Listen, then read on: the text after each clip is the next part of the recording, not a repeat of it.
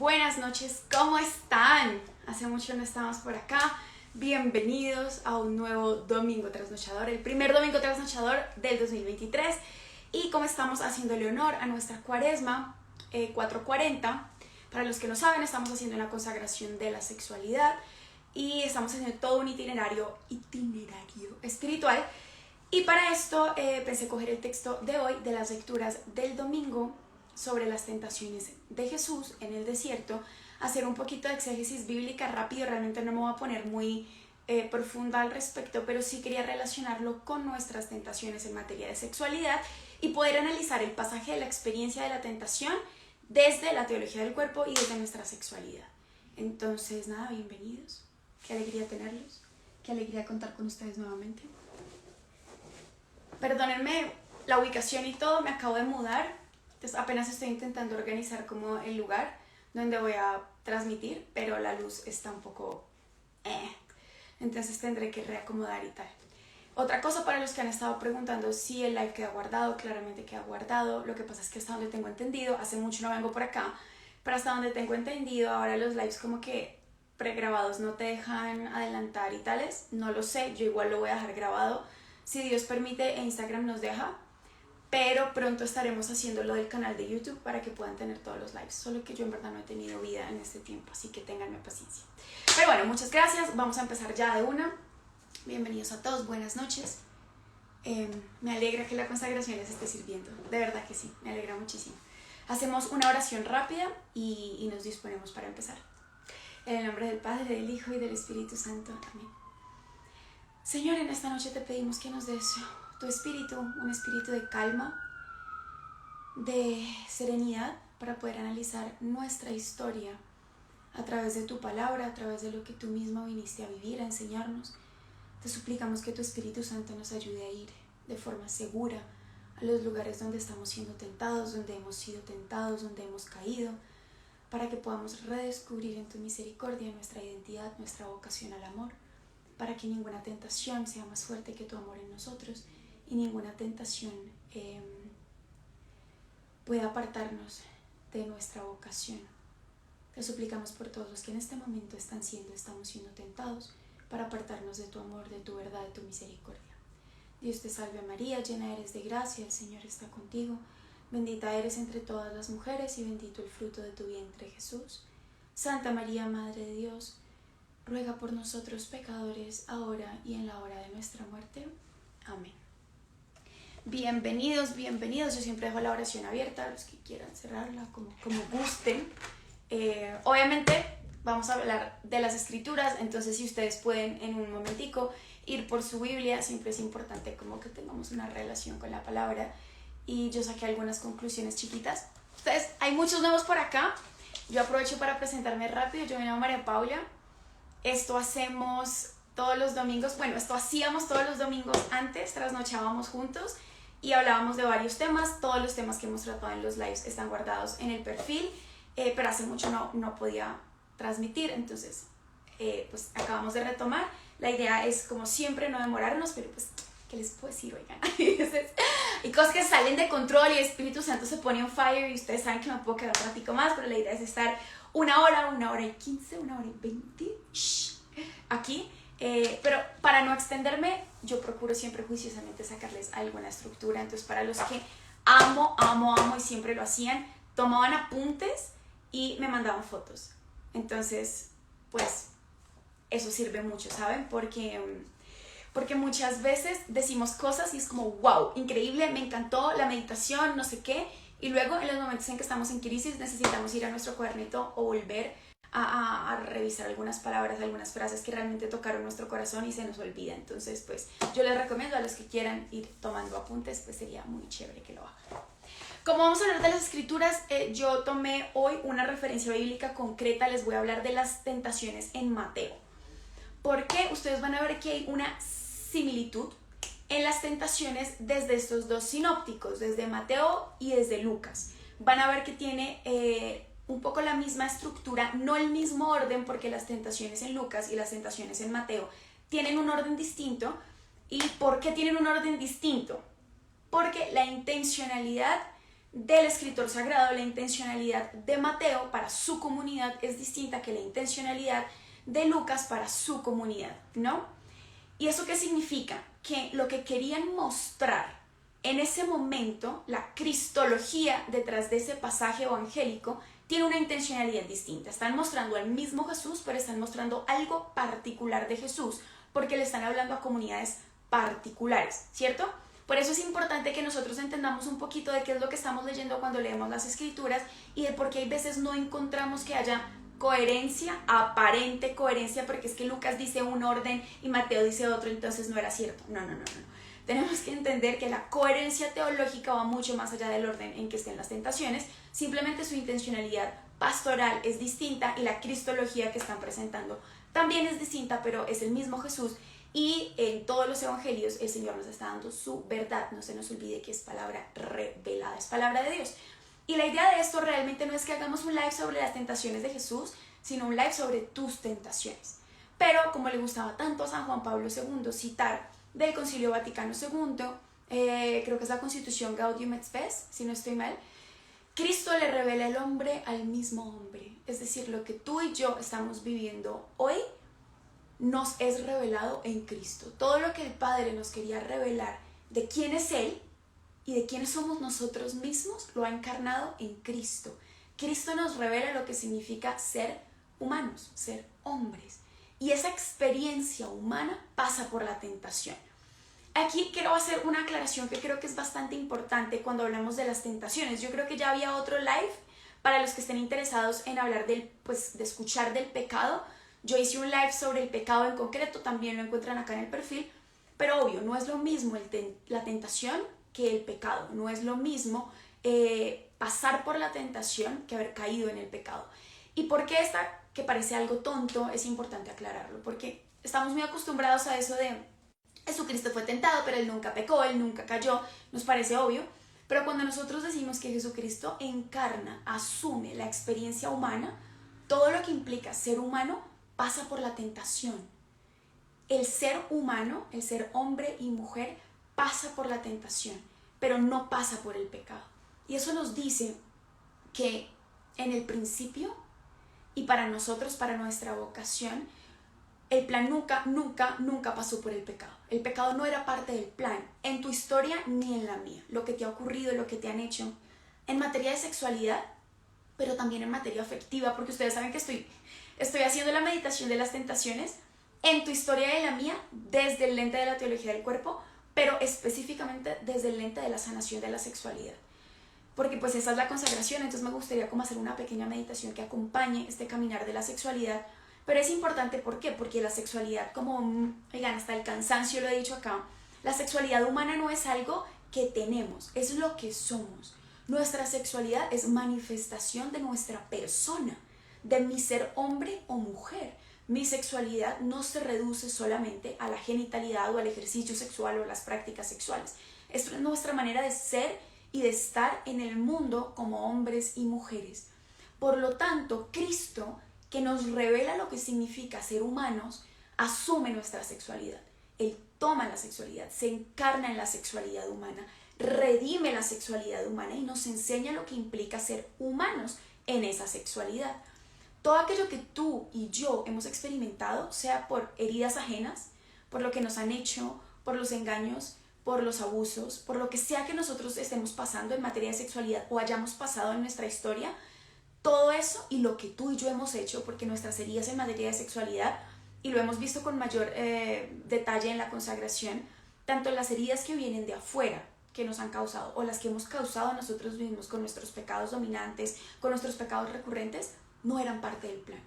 Y por eso todo aquello en tu vida que no esté ordenado hoy, todo aquello en tu vida en donde sientas que estás solo, que no te identificas con aquello que tu cuerpo te está señalando que eres, todo aquello que te agobia, todo aquello que te carga, todo aquello que te pesa, todo aquello que te aísla, todo aquello que te arranca tu identidad o que la confunde, tiene origen en estas tentaciones en las que hemos caído, que como les digo, nos llevan al pecado y no eran parte del plan.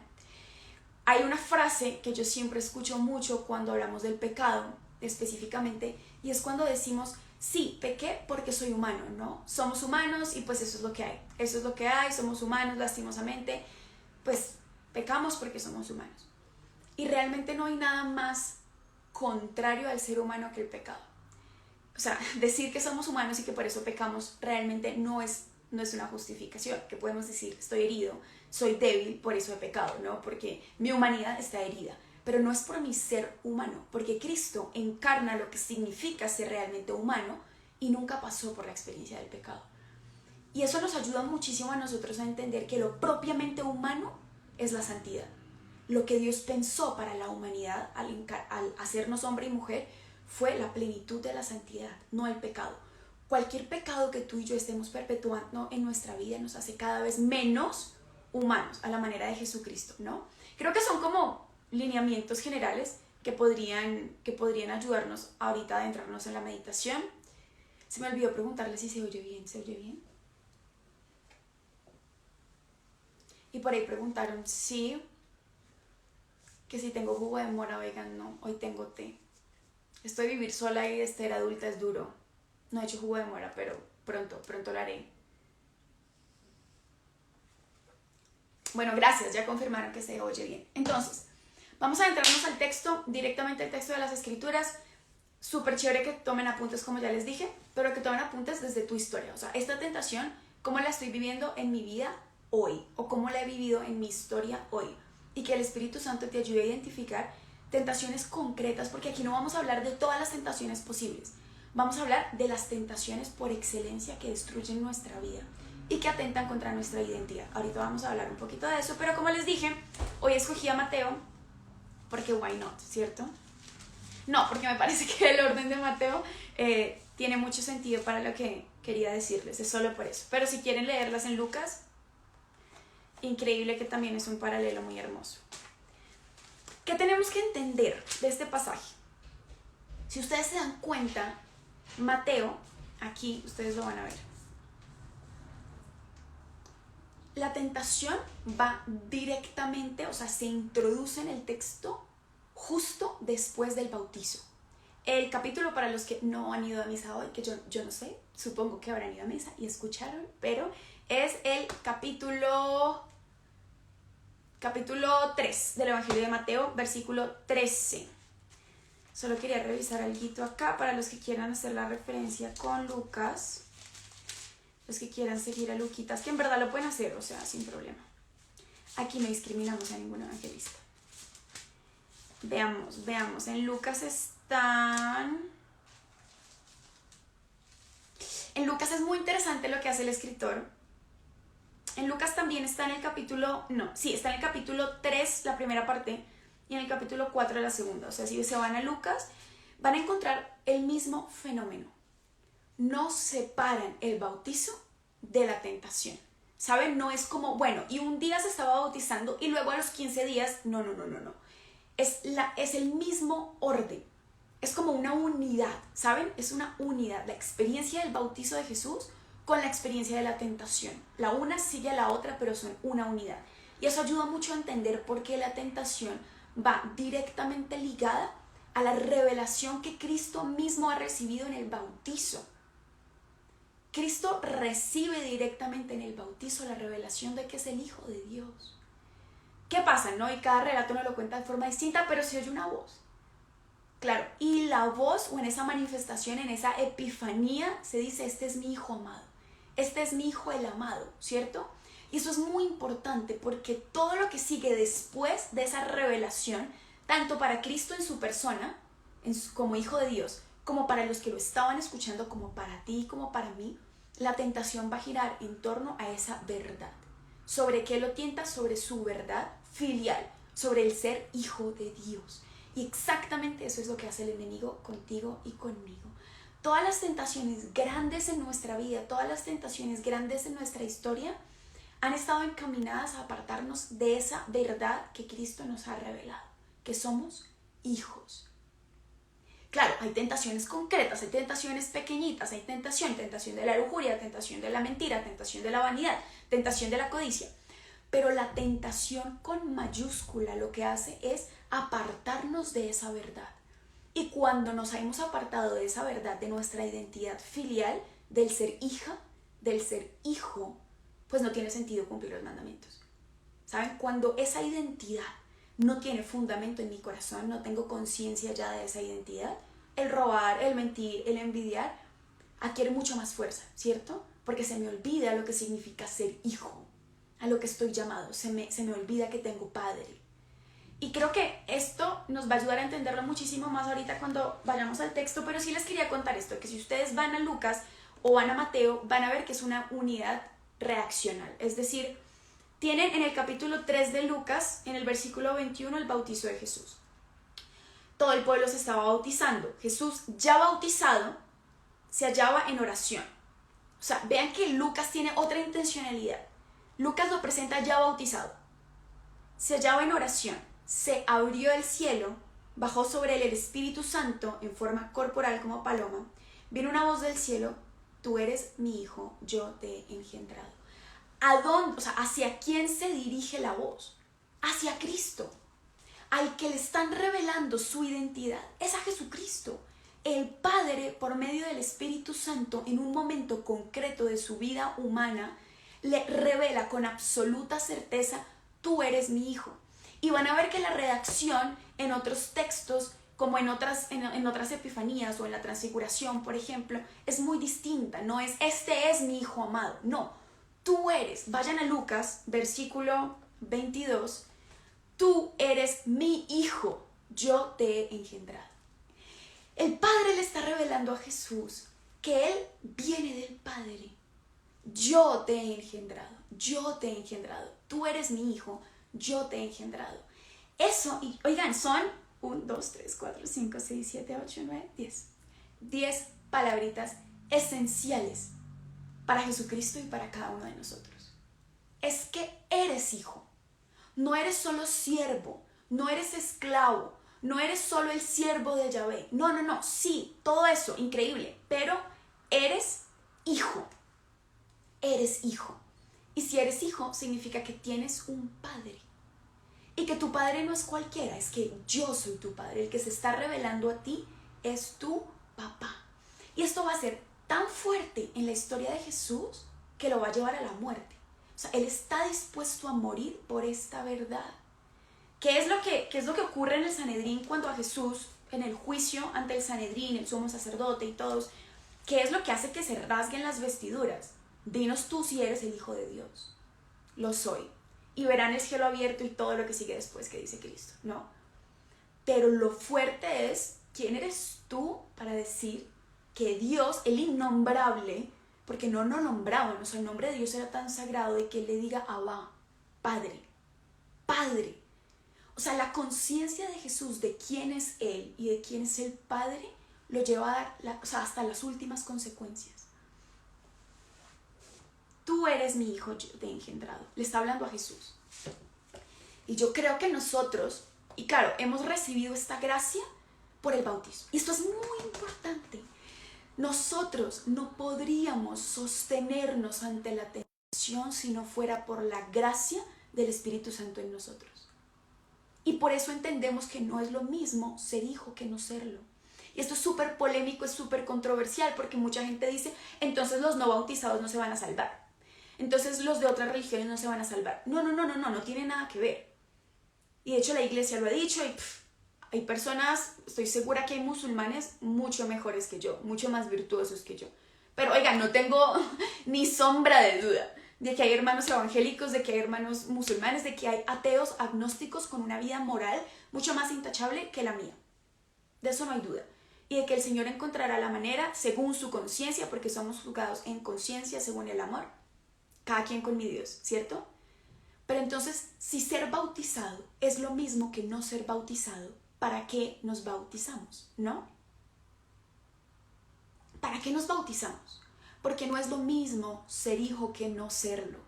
Y nosotros somos hijos en el Hijo. ¿Qué es lo que significa el bautizo?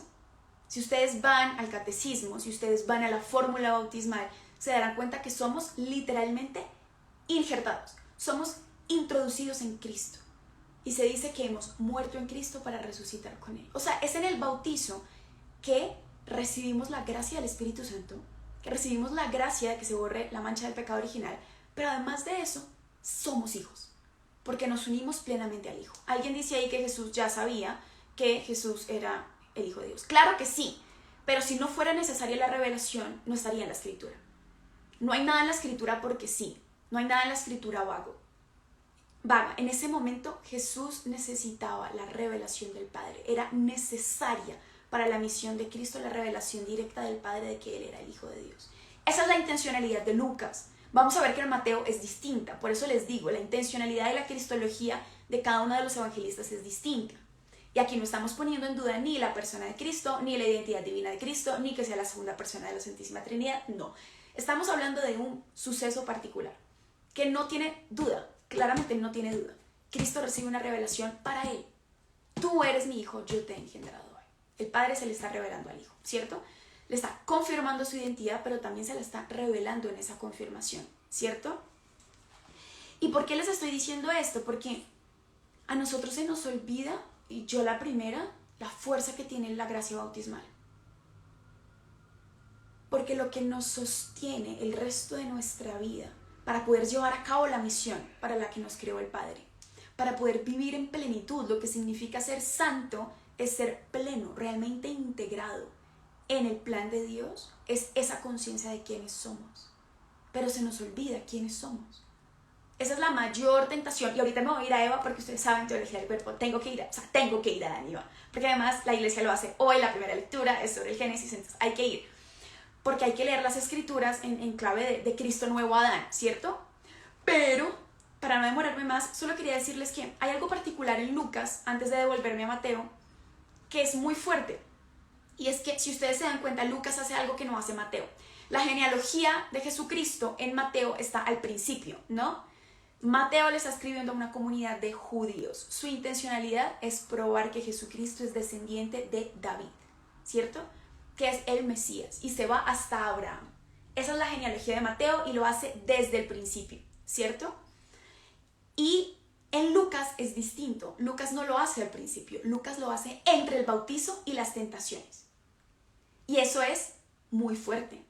¿Por qué Lucas pone la genealogía de Cristo entre el bautizo y las tentaciones? Es como un puente, ¿saben? Y uno diría, ¿pero por qué lo puso ahí? O sea, ¿qué estaba pasando? ¿Cierto? Empieza. Después de tú eres mi hijo, yo te he engendrado hoy, tenía Jesús al comenzar unos 30 años. Se creía que era hijo de José, hijo de Eli, hijo de Matat, hijo de Leví, y ahí, y hasta dónde se va. Vean dónde termina la genealogía que explica Lucas. Dice, hijo de Matusalén, hijo de Enoc, hijo de Jared, hijo de Malaleel, hijo de Cainán, hijo de Enos, hijo de Set, hijo de Adán, hijo de Dios. ¿Cierto? ¿Qué es lo que está haciendo Lucas? Lucas está llevando a Jesucristo hasta Dios. Hijo de Dios. La intencionalidad cristológica de Lucas es mostrar a Jesús, probar en Jesús al Hijo de Dios. Por eso sigue la revelación del Padre. Tú eres mi hijo, yo te he engendrado. Y él va toda la genealogía, y llega a Set, llega a Adán y llega al Padre. ¿Por qué? Porque sí, porque chévere, ya. Confirmemos aquí que era hijo de Dios, hagamos una genealogía y salimos. No. Porque si ustedes se dan cuenta, a través de toda la historia de Israel y del pueblo de Israel, Jesús lo que está haciendo es asumir en su persona el nuevo Adán. Él es el nuevo Adán. Todo lo que Adán no hizo, ¿se acuerdan? Por un hombre entró el pecado en el mundo y por uno solo también la gracia y el perdón y la misericordia. Cristo es nuevo Adán. Pero las tentaciones de Cristo, que vienen a continuación de la genealogía, antes de presentarnos la tentación, tiene que demostrarnos que así como Adán y Eva fueron tentados, Cristo mismo, que va a hacer en él una nueva creación, porque eso es lo que nos dice el Padre, que en Cristo hay una nueva creación. En Cristo somos raza nueva. En Cristo somos nación nueva, pueblo nuevo. El nuevo Israel lo encarna Cristo. Y nos está diciendo, todos serán tentados. Si mi hijo, que está asumiendo esta nueva creación, va a ser tentado, todos después de él deben asumir su identidad cristiana, unirse a él para poder vivir la tentación, como Adán y Eva no pudieron. ¿Saben? Eso que Adán y Eva no pudieron vivir, esa vocación al amor, en su ser hombre, en su ser mujer, en su sexualidad, mi hijo lo va a asumir. Y unidos a mi hijo, así como todos serán tentados, todos vencerán. Porque la promesa en Cristo es que ninguna tentación es más fuerte que lo que Él nos ha alcanzado. Que ninguna tentación es más fuerte que la obra redentora de Dios. Por eso solo en Cristo tu tentación y la mía tiene victoria.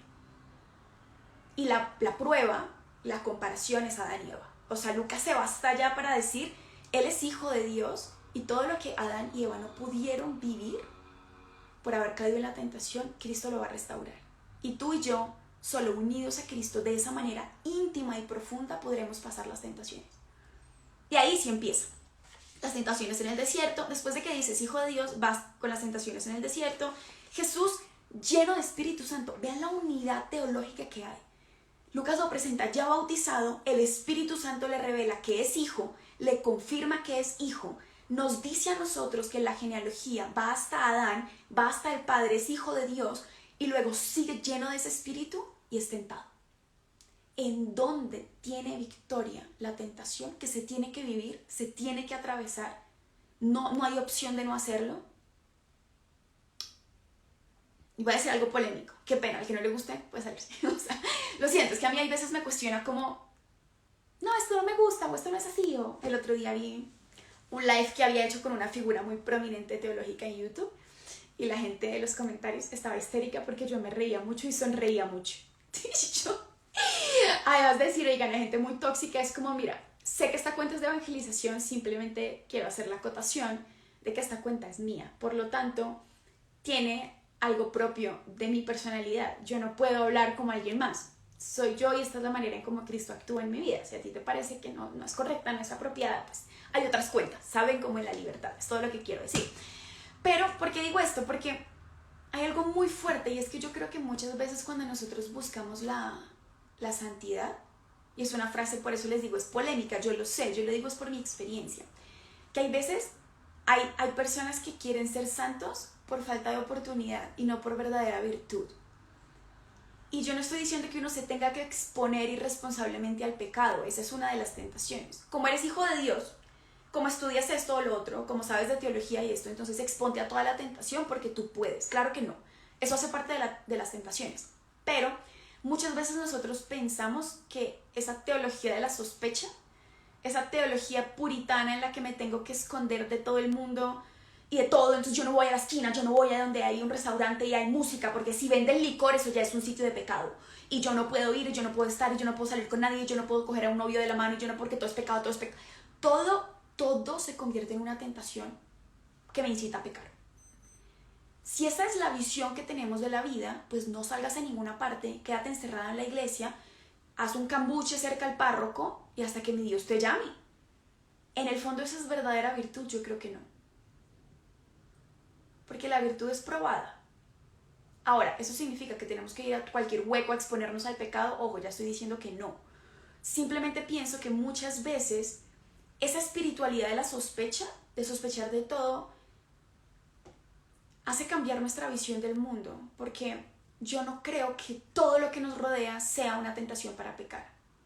Cuando nosotros entendemos la tentación, aquí, en la persona de Cristo, entendemos que toda tentación, que todo lo que hay en el mundo es una oportunidad de darle gloria a Dios. Es una oportunidad de ser fieles. Es una oportunidad de amar, de verdad. Por eso, escondernos de la tentación no es una opción.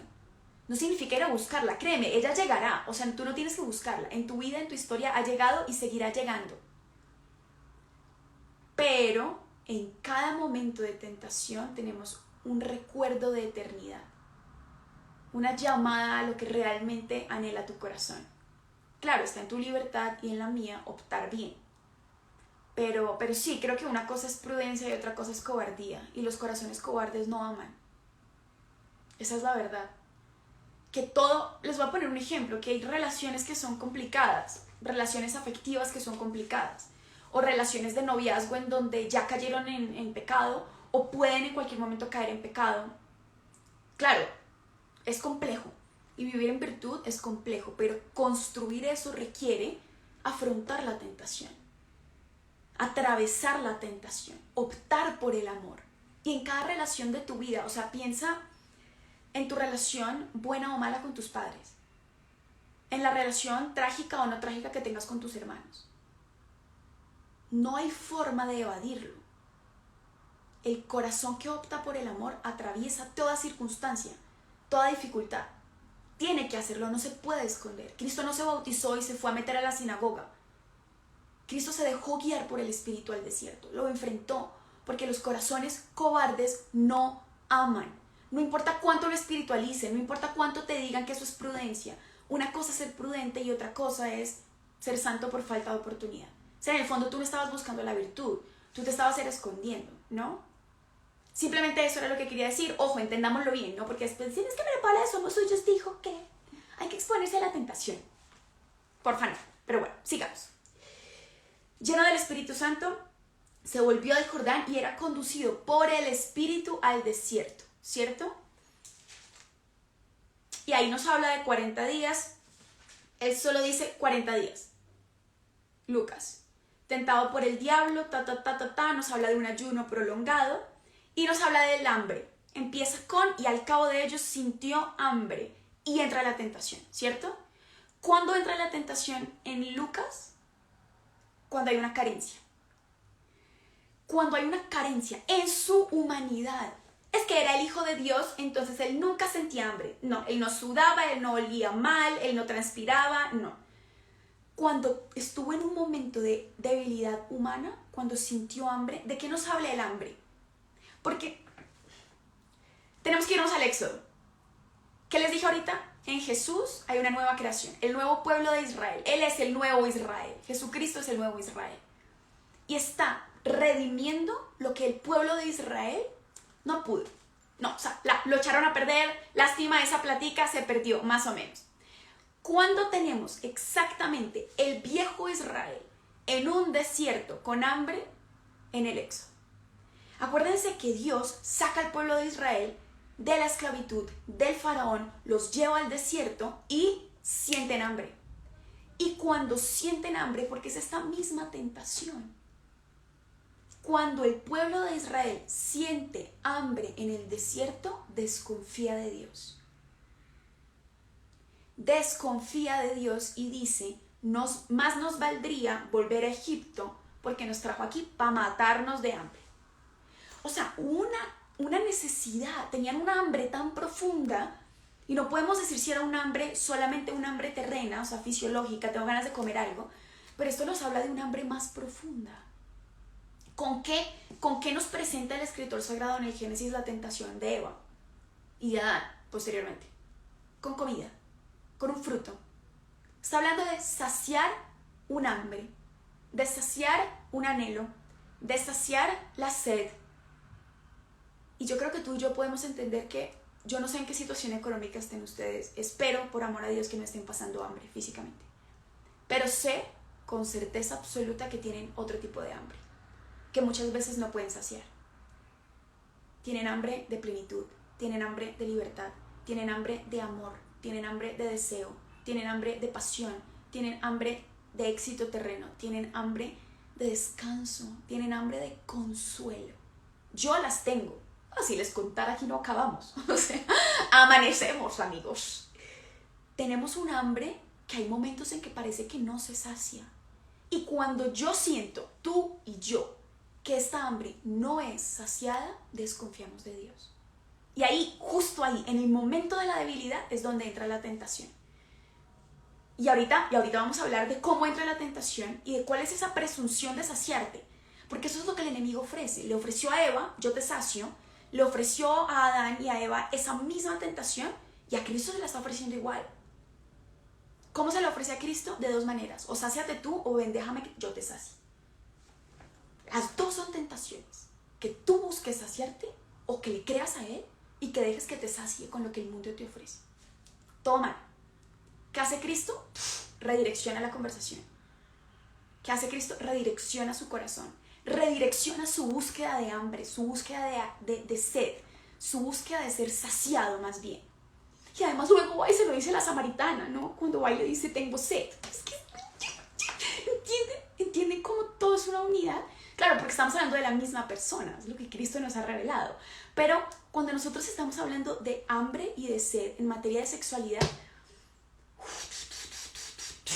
¿qué les puedo decir, oigan? Creo que para cada persona es distinto, claramente. Pero sí hay un anhelo profundo. ¿Y cómo podemos entender esto? Obviamente nos vamos al Génesis, hechos a imagen y semejanza de Dios, de esa imagen de plenitud, de entrega absoluta, de un amor libre, total, fiel y fecundo. Esa es la mayor sed de tu corazón y del mío. O sea, el hambre esa que uno dice, ¿dónde me sacian esto? Es esa hambre de amor, de un amor libre, total, fiel y fecundo. Y es exactamente igual el hambre que tienes de amar que el hambre que tienes de ser amado, de ser amada. Eso es un hambre que nada ni nadie te puede saciar. Claro, como hemos caído en esta tentación, ahorita, tenme paciencia, ahorita hablamos de cómo se viven esas tentaciones en materia de afectividad y de sexualidad.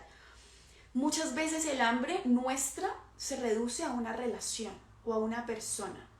O para los que están en la consagración religiosa, se reduce a un momento específico de su consagración.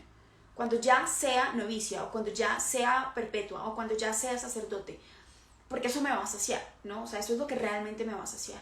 O cuando tengo un novio. Los solteros, padecen muchísimo un hambre profunda de esto, de pensar que en una relación concreta, en una persona concreta, voy a ser saciada, ¿no?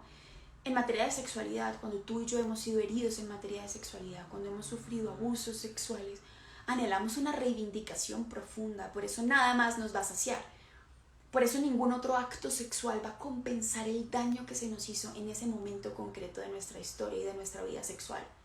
Porque anhelamos, tenemos sed de una reivindicación y de una sanación que no logramos encontrar. Y esto pasa directamente por nuestra sexualidad, y los que están haciendo la consagración, espero que lo estén anotando en sus libretas con todo, lo fuerte que es esa experiencia de abandono o de rechazo por parte de padre o de madre. Porque atraviesa nuestra sexualidad, y qué fuerte es la sed que experimentamos ahí. Cuando ha faltado la figura paterna, cuando ha faltado la figura materna, o cuando fue sobreprotectora, o cuando hubo abuso, o cuando hubo negligencia, o cuando se fue. Tú y yo no le podemos poner el dedo, es que esto es lo que me falta, pero hay una sed profunda que nada llena. Y cuando estás más débil, cuando te han herido, cuando te sientes solo, abandonado, desechado, sin trabajo, sin dinero, sin nadie que me quiera, aquí estoy yo solo como un gusanito, ahí entra la tentación con más fuerza. Y ahí sí vamos a hablar un poquito de cómo se da esa tentación. Espérenme que Corazón de Carpintero pregunta algo y a este man hay que responderle, porque imagínense que no le respondamos. Entonces se puede decir que la necesidad es un desconocimiento profundo de Dios. Sí, se puede decir. Podemos decir que más que el desconocimiento es la consecuencia de ese desconocimiento. Claro, tenemos sed de Dios. Eso es lo que Cristo le dice a la samaritana, ¿no? Yo tengo sed de ti, pero tu sed es mucho más profunda y te estás saciando donde no es. Ese es el pozo, ¿no? La figura teológica del pozo es de donde se está saciando esta mujer. Pero hay dos tipos de sed. Santa Teresa de Calcuta lo entendió en este pasaje. Cristo, que tiene sed, una sed particular, la tuya, o sea, tiene sed de ti, de todo lo que tú eres. Y nosotros, que tenemos sed de Dios. Pero la consecuencia de cuando no tenemos a Dios, de cuando no hemos descubierto realmente quién es Dios y quiénes somos nosotros, eso es lo que nos hace tener necesidad de otras cosas, ¿no? Pero sí, podríamos decir que en el fondo, más que desconocimiento de Dios, o podríamos usar el verbo conocer en el griego koiné, y conoceréis la verdad y la verdad os hará libres. Cuando ustedes van al origen de esa escritura, de esa palabra concreta del conocer, está haciendo referencia a la intimidad. No es un conocer intelectual, sino es un conocimiento de experiencia. Conoceréis la verdad y la verdad os hará libres. Eso está en el Evangelio de San Juan. Pero no, es un conocimiento total. O sea, te integrarás tan profundamente con esta verdad, pertenecerás tan profundamente a esta verdad que soy yo, que eso es lo que te hará libre. ¿Sí? ¿Se entiende? Espero que sí. Si no, me avisas, amigo. Paz, estamos. Prosigamos. Entonces, ahí terminó Lucas. ¿En dónde lo terminé? Entonces, no. Y al cabo de ellos sintió hambre. Entonces el diablo le dijo. O sea, hay una debilidad y ahí entra la tentación. ¿Cuál es la pretensión de la tentación? saciar esa debilidad, saciar el hambre, saciar la sed. Y ahora sí, devolvámonos a Marcos. Oigan, me demoré el resto en la introducción de Lucas, ¿sí? Pero sí era una introducción, se los prometo, solo que ustedes ya me conocen. Volvamos a Matthew. Porque estoy en Marcos. Porque estoy en Marcos, hombre.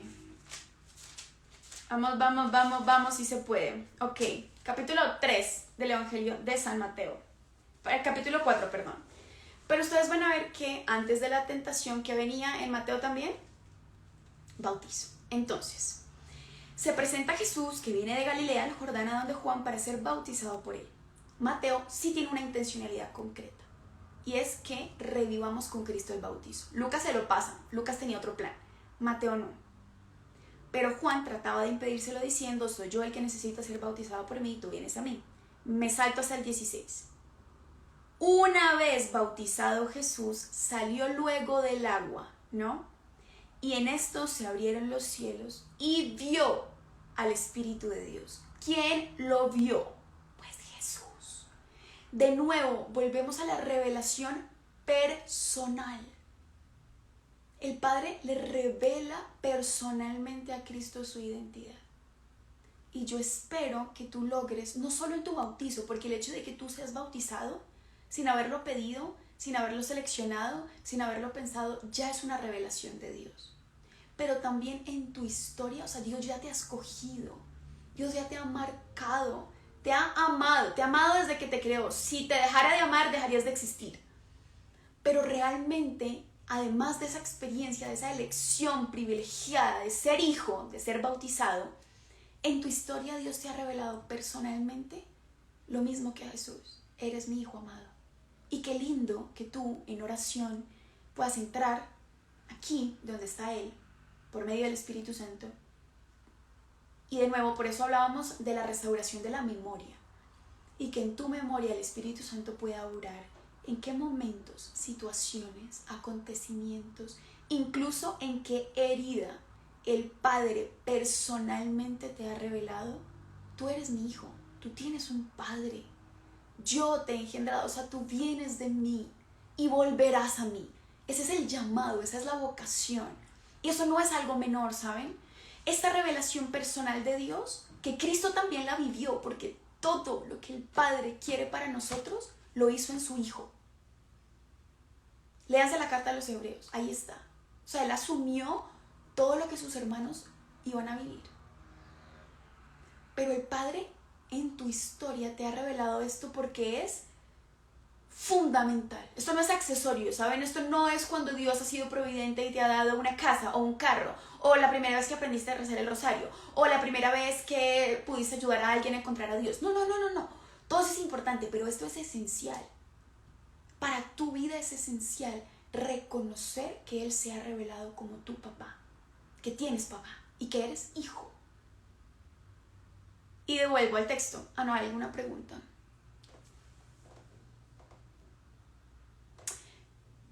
Entonces, cuando nosotros somos tentados, lo que el enemigo quiere es que olvidemos ese proyecto de Dios. Obvio.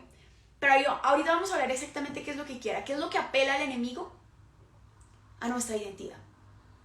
Por eso es fundamental. Por eso la teología del cuerpo es como boom, boom, bam, bam. El Espíritu Santo on fire para todo el mundo. No solo para la iglesia, para todo el mundo. ¿Qué es lo que nos revela en el Evangelio y que la teología del cuerpo intenta explicar? ¿Quién es Dios y quiénes somos nosotros? Nuestra identidad en Dios. Eso que no cambia. Y eso es lo más atacado por la tentación. No solo por el diablo, por el mundo y por la carne, ¿no? Los enemigos del alma. Pero a eso apela, a nuestra identidad, constantemente, a que nuestra identidad se fundamente en otra cosa, dependa de otra cosa y se olvide completamente de quién es Dios y de quiénes somos nosotros en Dios, para Dios, porque a Cristo le pasó lo mismo. Eso hizo el enemigo con Cristo. Volvamos, ya, no me pierdo más. ¿Saben qué? Las preguntas para el final, o si no, aquí amanecemos, gente. Entonces, una vez bautizado Jesús, salió luego del agua, y en esto se abrieron los cielos, y vio al Espíritu de Dios, que bajaba como una paloma y venía sobre él. Y una voz que salía de los cielos decía, vean que la intencionalidad del escritor es distinta: este es mi Hijo amado en quien me complazco. ¿Ven la diferencia? En Lucas el Padre se lo revela a Cristo. Aquí es una manifestación pública. O sea, para que no quede la menor duda, este es mi hijo. ¿Y por qué es importante? Porque para ti no es solo importante saber que eres hijo. Para ti no es solo importante que el Padre te diga, tú eres mi hijo amado. Para ti y para mí es fundamental entender que somos hijos porque Él es hijo. Que nuestra existencia no tiene sentido sin el hijo. ¿Por qué sabemos esto? Vámonos al prólogo de San Juan, ¿no? Vamos a hacernos el favor hoy de ser juiciosos con las escrituras, porque usualmente yo me lo paso por la galleta porque, ya me lo sé, se me olvida que muchos de ustedes a veces no han tenido tanta experiencia con la escritura. Para los que nunca lo han leído, dice lo siguiente. Cha, cha, cha, cha, cha, cha, cha, cha, cha, cha, cha, cha, cha. En el principio existía la palabra y la palabra estaba junto a Dios y la palabra era Dios. Ella estaba en el principio junto a Dios. ¿Está hablando de quién? De la palabra, del verbo. Después recuerden que Juan dirá el verbo se hizo carne, ¿cierto? Pero dice, todo se hizo por la palabra y sin ella no se hizo nada. Lo que se hizo en ella era la vida y la vida era la luz de los hombres. Todo se hizo por medio de Cristo. Y luego dirá San Pablo, todo fue hecho por Él y para Él. Este es mi Hijo amado. Tú y yo fuimos hechos por el Hijo, para el Hijo. Tú y yo no fuimos hechos para tener una pareja, para ser papá y mamá, para tener un super consultorio médico o para ser los mejores abogados. Eso hace parte de la misión, es la forma concreta como Dios te ha regalado una misión. Pero tú no fuiste hecho para eso. Y cuando tú y yo caemos en la tentación de pensar que fuimos hechos para alguien, perdemos. Por eso es que yo tengo un conflicto fuertísimo cuando las personas dicen, es que este hombre fue hecho para mí. No, hombre, ¿cómo así? Que el hombre que Dios tiene pensado desde la eternidad para mí porque lo hizo para mí. Mi reina, bájate de ese bus, lo hizo para él. Ahora, que tú lo vas a acompañar a volver a Él, que tú vas a hacer una ayuda adecuada, eso es otra cosa. Que Dios tenga la posibilidad, porque todo lo puede, la capacidad de unir a dos personas y de construir con ellos un proyecto de vida, eso es otra cosa. Pero ni yo fui hecha para fulanito, ni fulanito fue hecho para mí. Fuimos hechos para Dios.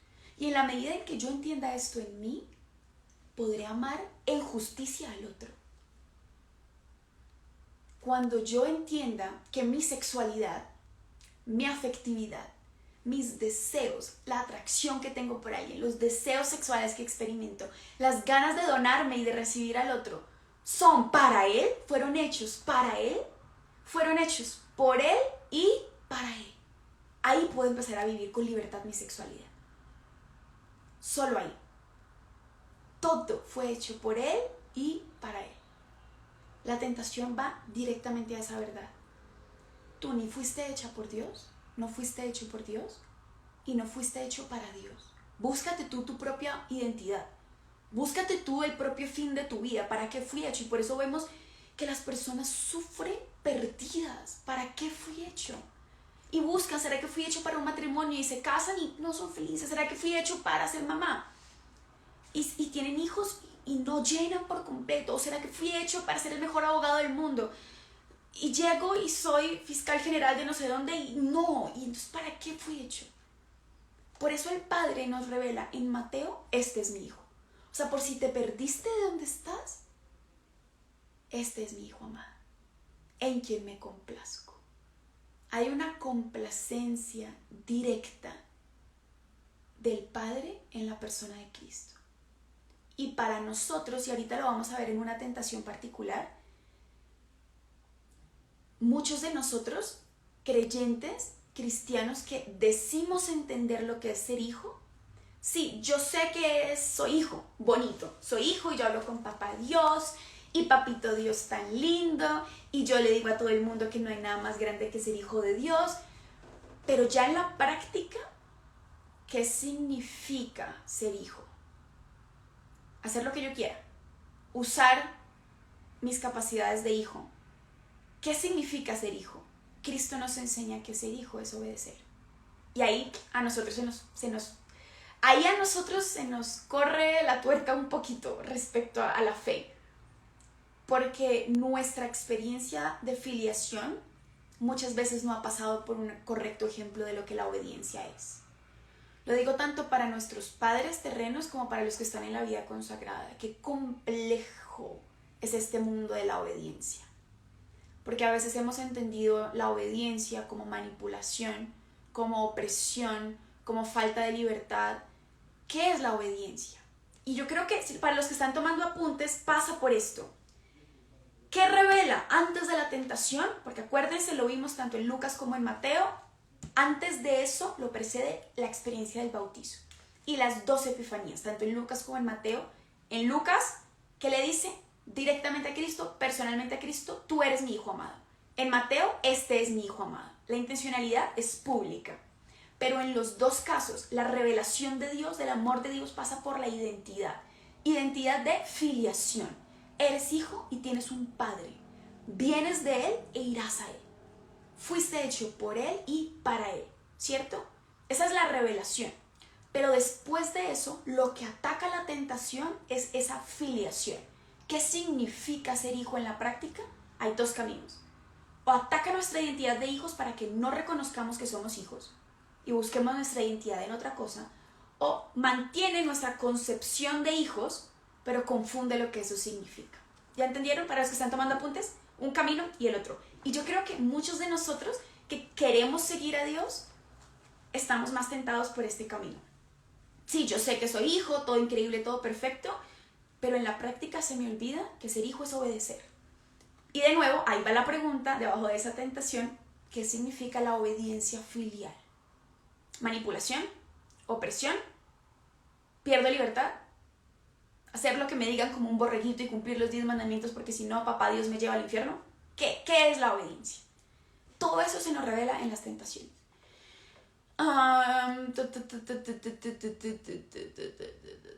Bueno, lo que André está preguntando, André WD2G, perdón, tiene más que ver con el discernimiento que con la obediencia como tal. Aquí la obediencia no se da entre 2 opciones distintas, sino la obediencia a la voluntad del Padre. Y ahorita lo vemos más a fondo con Cristo, pero te recomiendo que leas El discernimiento de espíritus de San Ignacio de Loyola. Es cool y ayuda mucho. Bueno, ya les dije preguntas al final porque si no me hago un 8. Entonces, volvamos de nuevo a Mateo, porque con él me voy a quedar esta noche. Me voy a casar con Mateo hoy. Después de esto entra directamente la tentación, ¿sí? En Mateo no pasa por la genealogía, ya les dije, la intencionalidad de Mateo es distinta. Él estaba escribiendo a una comunidad de judíos y por eso la genealogía entra desde el primer capítulo, ¿cierto? En Mateo. Sí, creo que está en el primero. Sí, primer capítulo, de hecho, versículo 1. Con eso empieza el Evangelio de Mateo. Pero él no atraviesa, o sea, el puente entre el bautizo y la tentación no es la genealogía, porque Lucas quería demostrarnos que en Cristo podemos vencer la tentación y que la tentación es para todos, desde Adán hasta tú y yo y los que vienen, tus hijos y los míos, si el Señor nos concede tenerlos. En Mateo es distinto, él pasa del bautizo, pasa de la epifanía, o sea, pasa la revelación, este es mi hijo amado, y entra directamente a la tentación. ¿Cómo va esto? Se los voy a leer, luego hacemos las conclusiones y nos vamos, porque yo tengo mucho que estudiar, que leer, que comer, no he comido. Entonces, para que no piensen, María Paula se va a extender hasta medianoche. Yo prometí comportarme. Entonces, capítulo 4, versículo 1. Entonces Jesús fue llevado por el Espíritu, de nuevo es el Espíritu el que lo conduce, ¿a qué? A enfrentarse. ¿Por qué? Porque su vocación, su misión, su identidad solo podía ser purificada en la tentación. No puedes evadirla, no puedes excusarte, no puedes esconderte. Así como el pueblo de Israel fue tentado 40 años en el desierto, el nuevo Israel, Jesucristo, será tentado 40 días en el desierto. Ese 40 hace referencia exactamente a los 40 años que el pueblo de Israel estuvo en el desierto. ¿Pueden ver ahora la relación? Aquí, en toda la escritura, pero en este momento podemos entender esa frase famosa de la escritura. Él hace nuevas todas las cosas. Esa tentación del pueblo de Israel que los llevó a pecar, a desconfiar de Dios, a renegar de Dios, la está asumiendo Cristo para redimir la experiencia, para restaurar la experiencia de tener hambre y sed en el desierto, y de que junto a Él podamos pasar por esas experiencias de desierto en tu vida y en la mía, de hambre y de sed, sin desconfiar de Dios, sin pecar, sin hacernos otros ídolos, sin servir a otros señores. Por eso son 40 días. O sea, el escritor sagrado tiene una intencionalidad. Al decirnos, y después de hacer un ayuno, 40 días y 40 noches, al fin sintió hambre. Están viendo todos los elementos que pone el escritor sagrado. Primero nos habla del desierto. O sea, la clave está ahí directica. El desierto, igual que el pueblo de Israel estuvo en el desierto. Como ellos estuvieron 40 años, Jesús estará 40 días y 40 noches, que es el mismo tiempo que Moisés estuvo en el Sinaí. O sea, además nos está diciendo Cristo nuevo Moisés, que es otra cosa que enervaba a los fariseos, a los judíos, que Jesús se comparara con Moisés. Así empieza la teología del cuerpo, ¿no? Moisés nos dio acta de divorcio. ¿Quién eres tú? Bueno, aquí en la tentación nos vuelve a hablar de ese nuevo Moisés. El que recibió, ¿quién es Moisés? El que liberó al pueblo de Israel de la esclavitud del faraón, el que los condujo por el desierto, el que les dio el maná. O sea, cuando ellos sintieron hambre, ¿a través de quién les dio Dios el maná? De Moisés. Cuando Dios les da la ley que los va a salvar, que los hace pueblo porque ellos viven en torno a la ley, viven por la ley, ¿a quién le da la ley? A Moisés. Y cuando ellos pecan por idólatras, cuando se hacen otro Dios en el desierto, ¿por mano de quién? ¿Por la oración de quién los salva? De Moisés. Cuando se los están comiendo vivos las culebras, ¿quién es el que hace el estandarte para que ellos miren la serpiente de bronce y se salven? Moisés. Por eso entienden lo fuerte que es decir que Cristo es nuevo Moisés. ¿Nuevo Moisés para quién? Para la escritura, hombre, para ti, para mí. El que nos saca de la esclavitud del pecado. Y piensen cómo estabas tú antes de entrar a Cuaresma. O sea, ya, traigamos esta vuelta a la realidad porque si no se me vuelve una charlita exegética que a quién le importa, ¿saben? Si esto no toca tu vida y la mía, entonces ¿para qué Evangelio de Lucas? ¿Para qué Evangelio de Marcos? ¿Para qué? ¿Cómo estabas tú antes de entrar al desierto de Cuaresma? En esclavitud. Todos tenemos esclavitudes en nuestra vida. Puede que no sea la misma de hace 30 años. Puede que no sea la misma de hace 2 años cuando conociste a Jesús, o hace 8, o hace 10. Pero habían circunstancias de esclavitud en tu vida, de sometimiento. El que te saca de ahí, de esa depresión, de esa tristeza, de esa dependencia emocional, de ese pecado sexual en el que caes y recaes, de esa ira con tus padres, con tus hermanos, de esa insatisfacción laboral, de ese sentirte perdido en el mundo, fracasado. ¿Quién es el que te saca de toda esclavitud? Cristo nuevo, Moisés. Y además de eso, el que te conduce por el desierto, mientras eres tentado, mientras vas a querer hacerte otros dioses, mientras vas a tener hambre y sed que parece que nadie puede saciar, Cristo nuevo Moisés. Y cuando tú pecas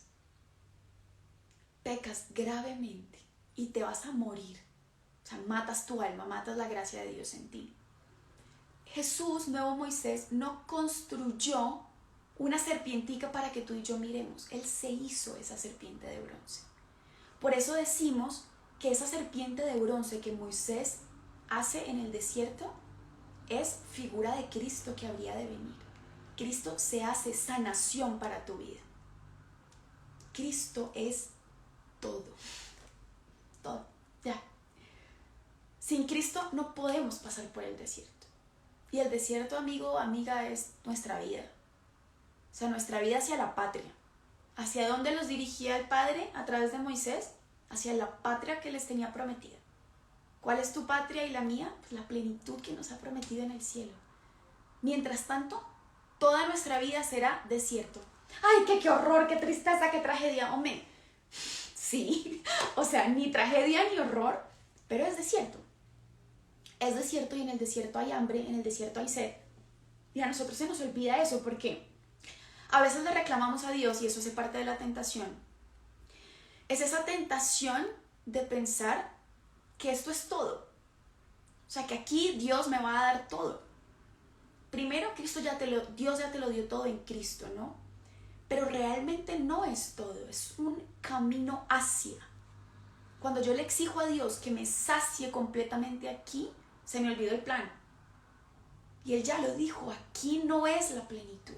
Por eso es desierto. Pero de cómo tú y yo vivamos y atravesemos el desierto, depende de si llegaremos o no a la tierra prometida, donde realmente seremos saciados en plenitud. La buena noticia, y por esto eso se llama evangelio, la buena noticia es que no estamos solos en el desierto.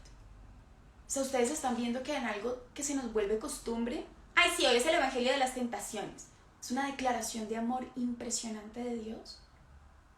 Es tanto amor de Jesucristo que literalmente se hizo hombre para ir al desierto, para demostrarte que nunca te va a dejar solo en el desierto, que el hambre y que la sed que tú y yo experimentamos en esta vida la quiso vivir para enseñarnos a vivirla y para que no nos sintamos solos. O sea, es como Jesús en el desierto es un acto absurdo de amor. O sea, son los límites que uno dice, ya, ¿cómo terminará esto? ¿Este hombre qué le pasa? Se hace cruz, se crucifica.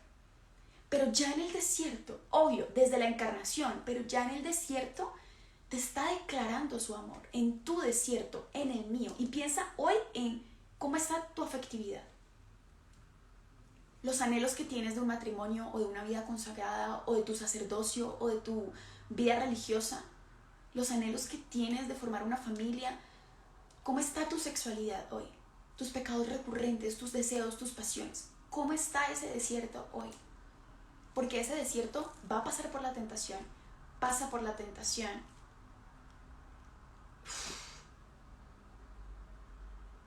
Y es una declaración de amor. Por eso les decía, si nosotros vemos en todo lo que nos rodea tentaciones que nos llevan al infierno, difícil. Si en todo lo que nos rodea vemos recordatorios de eternidad y de que somos amados, puedes ponerlo ahí, en la tentación soy amado, y esa certeza te sostiene para no caer en el pecado. Que en la tentación has sido amado, eres amado. Cristo se ha dejado tentar precisamente para eso, para los momentos de tentación duros, tuyos y míos. Sigamos porque si no aquí amanecemos. Entonces, cuando siente hambre, o sea, en ese momento de debilidad, dice, acercándose el tentador le dijo, si eres hijo de Dios, di que estas piedras se conviertan en panes. Mas él le respondió, está escrito, no solo de pan vive el hombre, sino de toda palabra que sale de la boca de Dios. Entonces el diablo, pasamos la primera, hambre, ¿cierto? Segunda, el diablo lo lleva consigo a la ciudad santa. ¿Cuál es la ciudad santa? Jerusalén. Para que lo tengan presente porque eso tiene sentido ahorita. Le pone sobre el alero del templo, ¿no? Y le dice, si eres hijo de Dios, tírate abajo porque está escrito, a sus ángeles te encomendará y en sus manos te llevarán para que no tropiece tu pie en piedra alguna. Jesús le dijo, también está escrito, no tentarás al Señor tu Dios. Tercera tentación. De nuevo le lleva consigo el diablo a un monte muy alto, le muestra todos los reinos del mundo y su gloria y le dice, todo esto te daré si postrándote me adoras.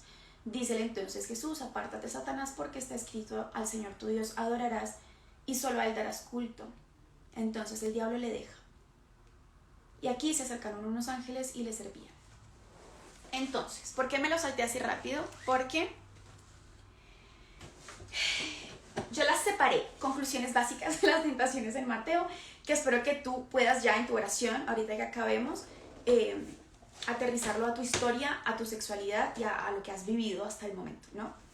Pero tiene un orden, Mateo tiene un orden que ya les dije que es distinto al de Lucas, Lucas lo invierte, pero este orden nos habla muchísimo de cómo obra la tentación en tu corazón y en el mío.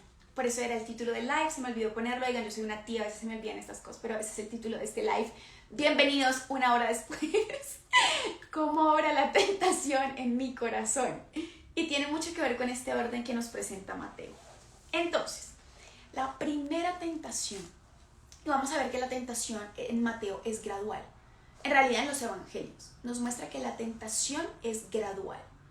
No siempre entra con toda, sino que se ajusta a tus capacidades, a tus necesidades y al momento en el que estés viviendo.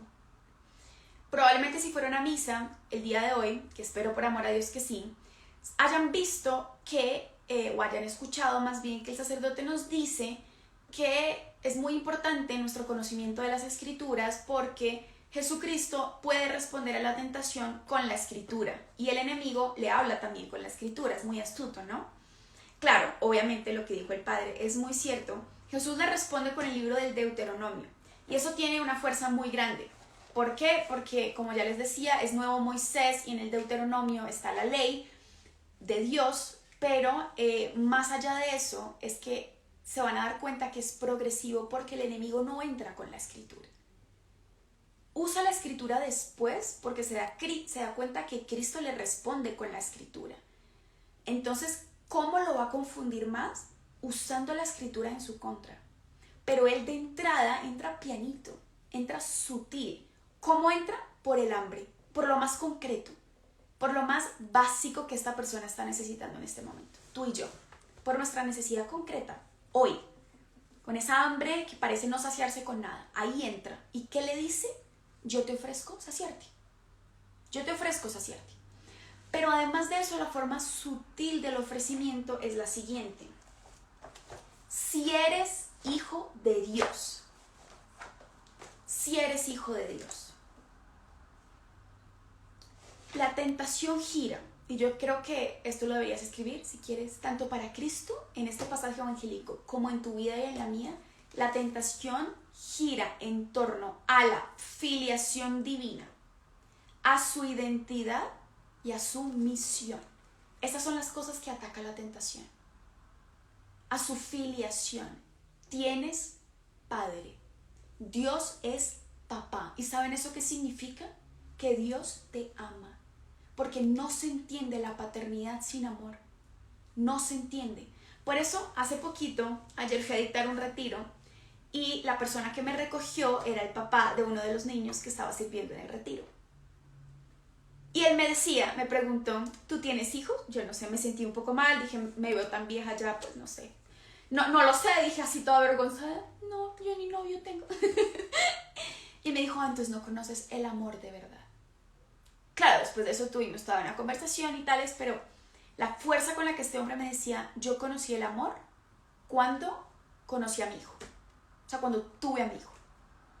Solo el que es papá entiende esta vaina. Solo el que es mamá entiende.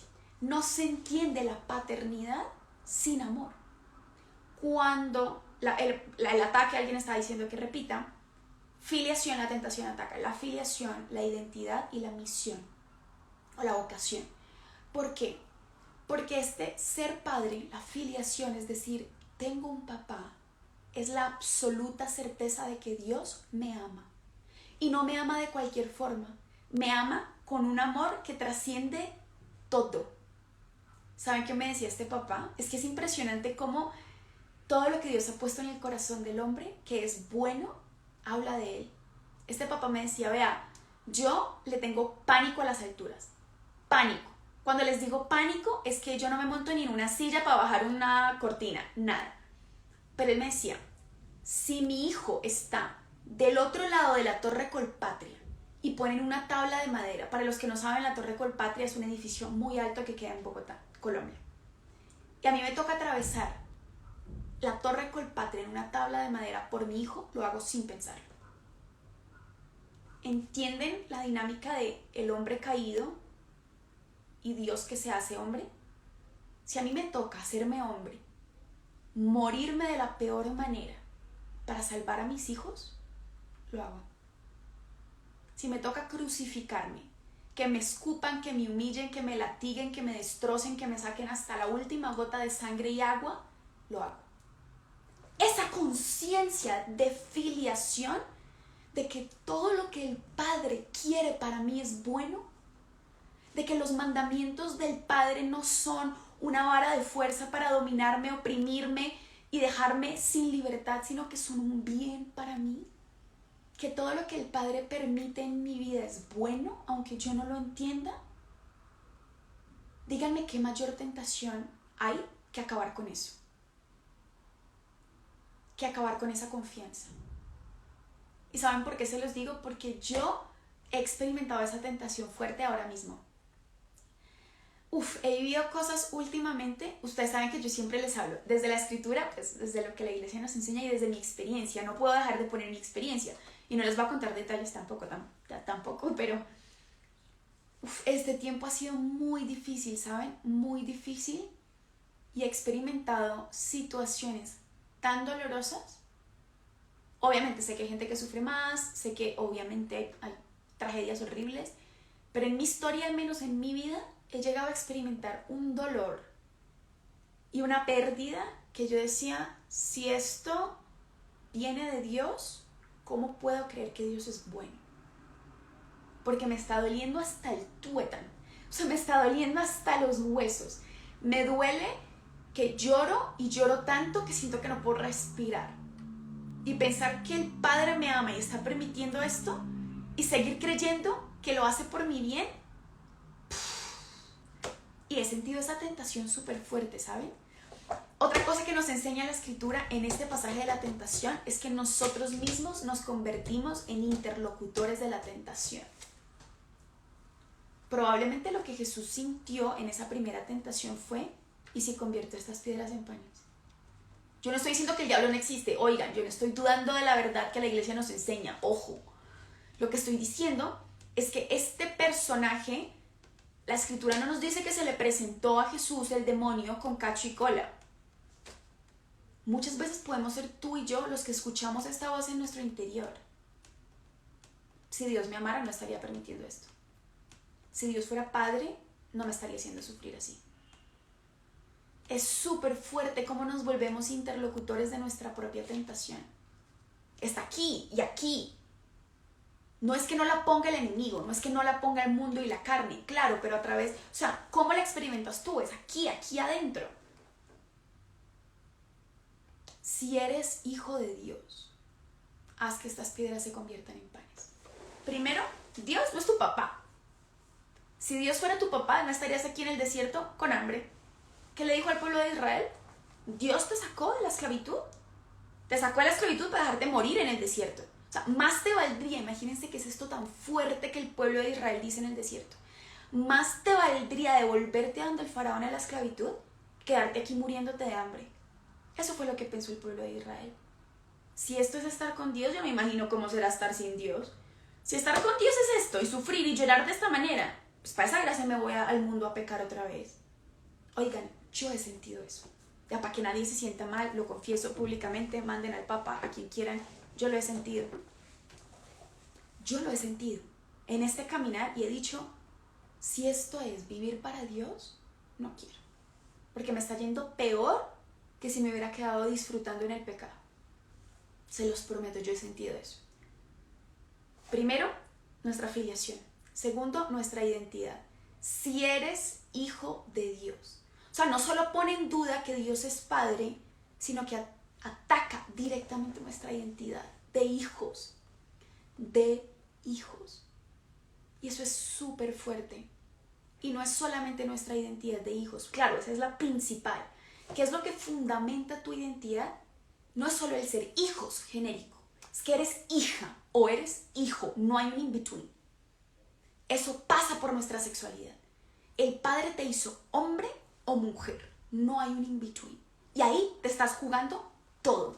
Por eso la tentación fuerte ataca la identidad sexual. Y es una confusión absurda que tenemos hoy en día, ¿no? Y no estoy haciendo juicios directos hacia personas, ojo. No estoy condenando a nadie. Estoy hablando de esa tentación en la que llegamos a tal punto de que no nos identificamos en nuestro propio cuerpo. Pero no solo hablo de la disforia de género, de cualquier tentación de identidad que tú tengas. No valgo, no soy nadie, no soy suficiente, no soy bonita, no soy bonita, no soy bonito, no soy suficientemente flaca, no soy suficientemente rico, no soy suficientemente famoso, no soy capaz, estoy solo, estoy abandonado, nadie me quiere, todos me odian.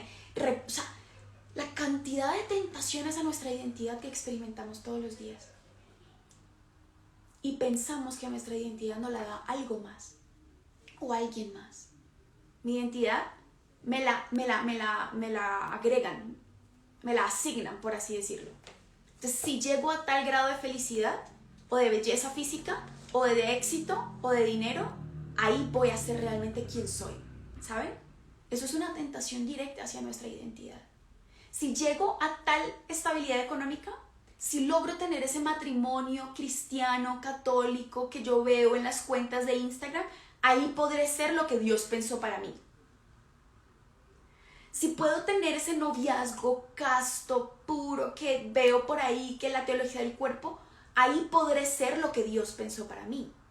Si llego a tener esa vida consagrada, ese sacerdocio en el que nunca me enamoro, nunca siento nada, nunca pienso en nada, confieso 27 horas al día, ahí podré ser lo que Dios pensó para mí.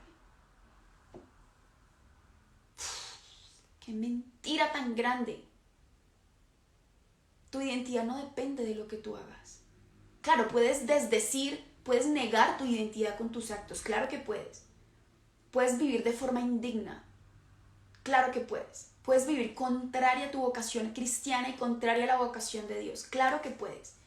Pero tu identidad ya te fue dada desde el principio por el Padre. Y nada de lo que tú hagas o dejes de hacer va a cambiar eso. Eres hija amada. Eres hijo amado. Tengas o no tengas esposo, tengas o no tengas novia, tengas o no tengas la virginidad que tú soñabas o sueñas ahora haber tenido y nunca haber pecado y nunca, eres hijo amado. Confiesas las 28 horas siendo sacerdote o no, eres hijo amado.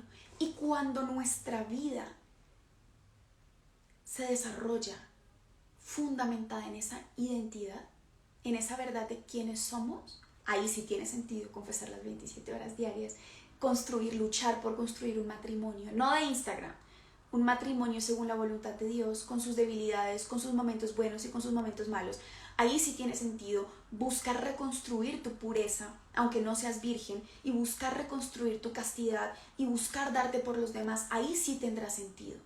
Pero cuando tú haces todo lo demás sin estar fundamentada tu identidad en que eres amado, hijo amado, hija amada, todo lo demás es nada. Porque entonces idolatras eso. Y eso fue lo que le pasó al pueblo de Israel en el desierto. No se construyeron un becerro, pues. O sea, les faltó tanto su identidad de hijos que primero desconfiaron del padre y luego se hicieron un becerro.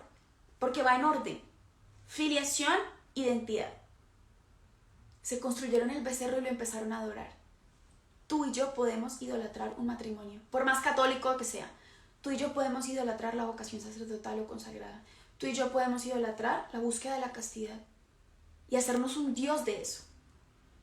Pero todo ídolo destruye el corazón de quien lo adora. ¿Cómo recupero eso? Esa es la pregunta. Volviendo a la identidad. Primero pidiéndolo, porque todo es don.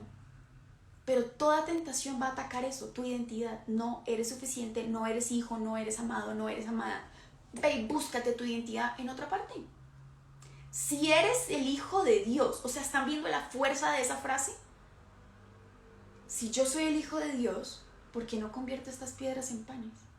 Y ahí me devuelvo a Eva. Oigan, voy apenas por la primera y ya está tarde. A ver, vamos más rápido, perdónenme. Vámonos de nuevo a Eva. Teología del cuerpo pura y dura, y esto lo hace San Juan Pablo II. Entendemos esta actualización de la tentación en Cristo cuando nos devolvemos al Génesis. ¿Qué ocurrió en el Génesis cuando la serpiente tienta a Adán y a Eva? Le dijo exactamente lo mismo que a Cristo.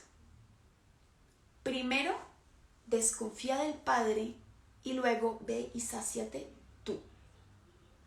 ¿Cómo? ¿Es verdad que Dios les dijo que ustedes no podían comer de todas las frutas del jardín? Aparentemente la serpiente era rola. ¡Qué pena! Eso me suena muy rolo, lo siento. Es verdad. Es verdad, hombre, que es Oigan, perdónenme, lo siento. Es verdad, dice la serpiente, que Dios les dijo que no podían comer de ninguna fruta del jardín, de ningún fruto. Entra con mentira. ¿Y entra con mentira de qué? De quién es Dios.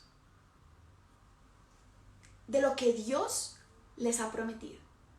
Y Eva se da cuenta y le dice, bueno, pues no así, o sea, podemos comer de todas las frutas, pero de esa no. Pero ahí ya puso la duda en el corazón de la mujer. ¿Será que Dios sí me dijo la verdad? ¿Será que Dios sí me ama? ¿Será que Dios en serio no me quiere dejar comer de los frutos porque no quiere que yo sea como Él? ¿Cuál fue la promesa del Padre a Adán y a Eva? Seréis como dioses. Les prometió ser hijos. Les prometió seréis como dioses. Solo de ese fruto no coman. ¿Y qué es lo que le dice la serpiente? Claro que no. No es que vayan a morir, porque Dios los hizo libres. Puedes escoger la vida y ser como yo, o puedes escoger la muerte y hacerte Dios. Porque ¿qué significaba el fruto de la ciencia del bien y del mal? ¿Qué le dice la serpiente? Es que Dios sabe que si ustedes comen de ese fruto, van a ser como Él en el conocimiento del bien y del mal. ¿Sí ven la sutileza de ese desgraciado? Qué pena. Él no quiere que sean como Él, porque van a conocer el bien y el mal. Lo que les está ofreciendo en el fondo es, tú serás tu propio Dios. Tú podrás decidir lo que está bien y lo que está mal. Y díganme después del pecado original cómo está el ser humano, tal cual. Somos nuestro propio Dios. El relativismo moral es eso. Es la consecuencia nefasta del pecado original. Yo soy mi propio Dios y yo escojo lo que está bien o lo que está mal. Si a mí me parece que violar niños no está mal, pues no está mal. Si a mí me parece que robarle el esposo a otra mujer no está mal, pues no está mal. Esa era la tentación. Hazte tú tu propio Dios. ¿Y qué les dijo el Padre? Si ustedes optan por ese camino, morirán porque no son Dios. Se van a equivocar. El que sabe lo que está bien y lo que está mal soy yo. Háganme caso por amor. Pongan su libertad en la obediencia amorosa. Volvemos a la obediencia. Yo no te pido, Adán y Eva, que me obedezcas para quitarte libertad. Te pido que me obedezcas como absoluta confianza de que lo que yo te pido te hace realmente libre. Por eso no puede existir obediencia sin filiación. Yo no puedo obedecer a alguien en quien yo no confíe tanto como a mi Padre. Yo obedezco a mi Padre cuando sé que el Padre quiere lo mejor para mí. ¿Y qué le dice el tentador a Eva? No vas a morir, es mentira. Es que Él no quiere que tú seas como Él. Y ahí entra la tentación. Justo después de eso, dice la Escritura que Eva ve que el fruto es bueno y atrayente a los ojos y come del fruto y le da a su marido. Primero, a nadie lo obligó. O sea, esa visión misógena de que él lo obligó. Nadie lo obligó. La Escritura no dice lo obligó. Se lo ofreció y él fue para esa. Distinto. ¿Por qué esto tiene relevancia? Porque la tentación profunda fue esta. La promesa de Dios fue: yo te saciaré. Todos los anhelos de tu corazón los conozco porque los puse yo en ese corazón. Yo te creé. Volvemos a lo mismo. Yo soy tu Padre. Yo te creé. Y todo lo que tú anhelas, yo te lo voy a dar si me obedeces. Porque lo único que yo quiero es tu plenitud. ¿Cuál fue la tentación? Dios no es bueno. Dios te mintió. Dios no te va a saciar. Entonces te toca a ti ir y arrebatar el fruto. ¿Entienden lo que eso significa en nuestra vida? La castidad en materia de sexualidad, la fidelidad en el matrimonio, la fidelidad en la vida consagrada, en el sacerdocio. Cada mandamiento es una promesa de Dios. Yo te saciaré. Si tú sigues este camino, yo te saciaré. Cada pecado tuyo y mío es buscar la plenitud fuera de Dios. Ese es el pecado. ¿Qué nos dicen los padres de la iglesia? Nosotros pecamos porque estamos buscando cosas buenas, pero las estamos buscando mal, en el lugar equivocado. ¿Qué estamos buscando? La promesa de Dios sin Dios. Dios me prometió que me va a saciar, pero en el fondo yo no le creo a Dios. Dios no es bueno, Dios no me va a saciar.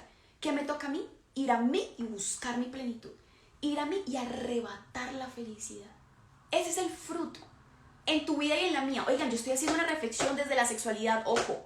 Yo no les estoy haciendo una explicación exegética de la Escritura ni del Génesis. Yo estoy usando la escritura para hablar de un tema concreto que es la sexualidad humana. ¿Sí? Para que después no digan que yo ando aquí haciendo exégesis de lo que significó el Génesis.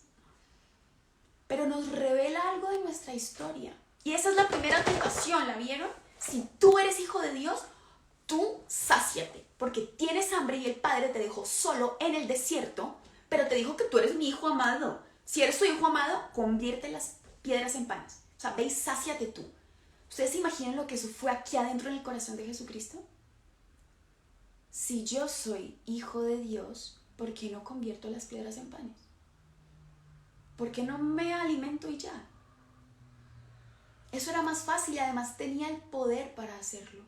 Así como tú y yo tenemos el poder de buscar placeres y saciarnos en otra parte. De poder podemos o no podemos. Es que no se trata de poder o no poder.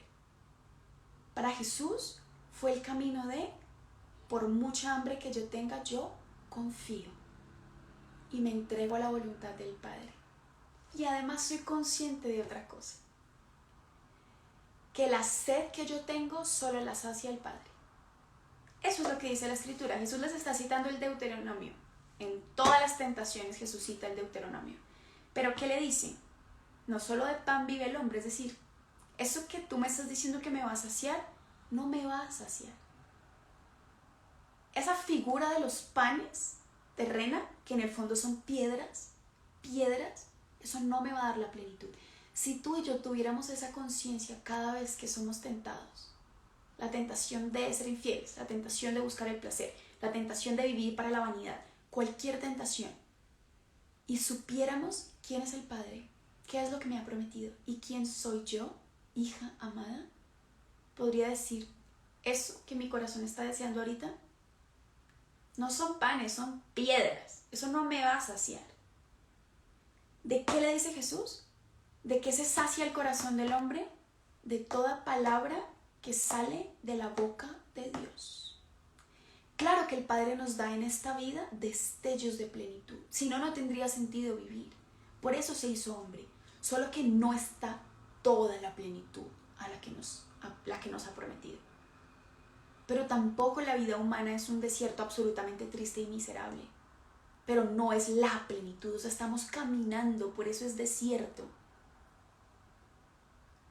¿Y qué significa? No solo de pan vive el hombre, sino de toda palabra que sale de la boca de Dios. ¿Qué significa eso? ¿Quién es la palabra que ha salido de la boca de Dios? ¿Quién es el verbo de Dios? La palabra es Cristo. No solo de pan vive el hombre, sino de toda palabra que sale de la boca de Dios. Es para tu momento de tentación y del mío. El único que sacia es Jesucristo. Cualquier promesa de satisfacción humana que te aleje de Jesús son piedras. ¿Quién come piedra? Podríamos decir que nadie, pero realmente tú y yo nos pasamos toda la vida comiendo basura. Solo Cristo sacia, eso es lo que está diciendo. Solo el Padre. Hay una sed en el corazón humano que nada de lo que te están ofreciendo te va a llenar. Solo el Padre sacia. ¿Y cómo sacia? En el Hijo, en la palabra que ha salido de su boca. Por eso tiene sentido que nos llamemos cristianos, ¿no? No solo porque queremos seguir a Cristo, como si fuéramos detrás. Es que estamos llamados a hacernos con Cristo. Esa es la famosa frase de la teología del cuerpo. Dios se quiere casar contigo. Se quiere unir a ti de tal manera que ya no sean dos, sino uno solo. Una sola carne. Por eso el matrimonio humano es imagen del desposorio místico de Cristo con nosotros. El hombre y la mujer que se unen en sagrado matrimonio son imagen, son signo visible de lo que Dios quiere hacer con cada uno de nosotros. Dejará al hombre a su padre y a su madre y se unirá a su mujer y ya no serán dos, sino una sola carne. Esa es la vocación cristiana. Dejarlo todo y unirnos a Cristo el esposo de tal manera que no seamos dos, sino uno solo. Ahí entendemos que Cristo no es un hobby mío, es todo. Pero tu identidad, y aquí viene esta segunda tentación, la identidad que es atacada por las constantes tentaciones nos apartan de nuestra identidad de pertenecer a Cristo.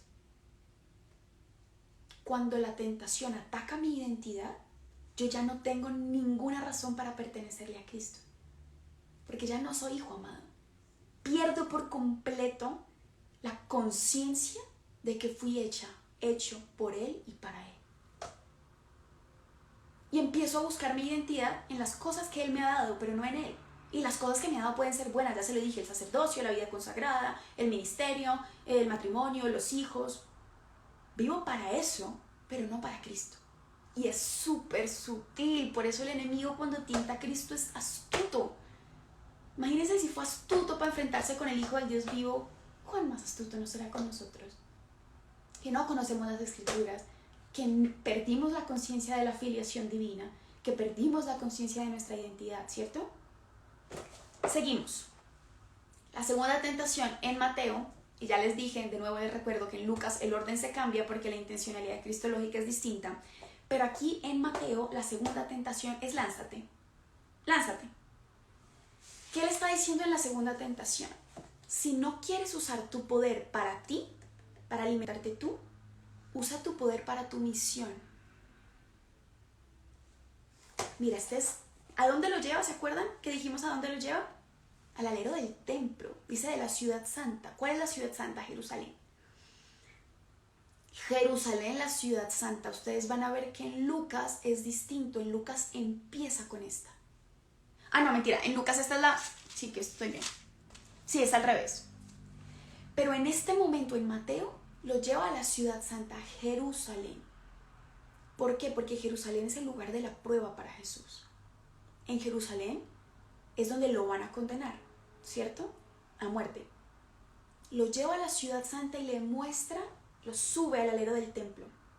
Y le dice, tú tienes poder para saciarte, como eres tan entregado y tan hijo de Dios y me citas la escritura y tales, le empieza a citar la escritura también, o sea, se acomoda.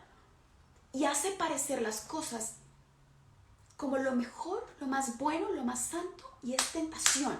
Por eso es tan sutil, por eso se llama tentación, porque disfraza de bondad lo que es malo. Y le dice, súbete al alero del templo y bótate. Le está diciendo, si tú vas a ir a Jerusalén a morir para salvarlos, para que crean que Dios te ha enviado, ¿no es más fácil que te botes del templo de Jerusalén para que te vean? Y los ángeles de Dios, porque la escritura dice que los ángeles de Dios te van a coger y te van a rescatar y qué tales, muéstrateles, muéstrateles, y así los salvas. Van a creer, o sea, ¿cómo no van a creer? Le está diciendo, ese poder que Dios te ha dado, si no lo vas a usar para ti, úsalo para tu misión. Y es muy fuerte. ¿Cuál era la misión de Jesús? Salvarnos. Y le está dando otras formas aparentemente buenas de vivir esa misión. Claro que sabía quién era Jesús. Claro que sabía. Por eso lo tienta como lo tienta.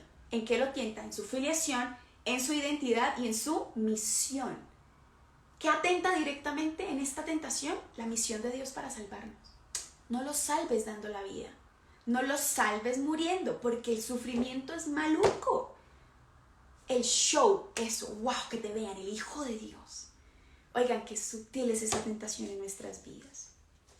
Yo creo que lo que deberíamos preguntarnos frente a esta tentación es, ¿lo que realmente se me ofrece como bueno es en el fondo lo bueno en mayúscula? Y yo creo que cuando hablamos de sexualidad y cuando hablamos de nuestra vocación particular, sea la vida consagrada, el celibato por el reino, o sea en el matrimonio,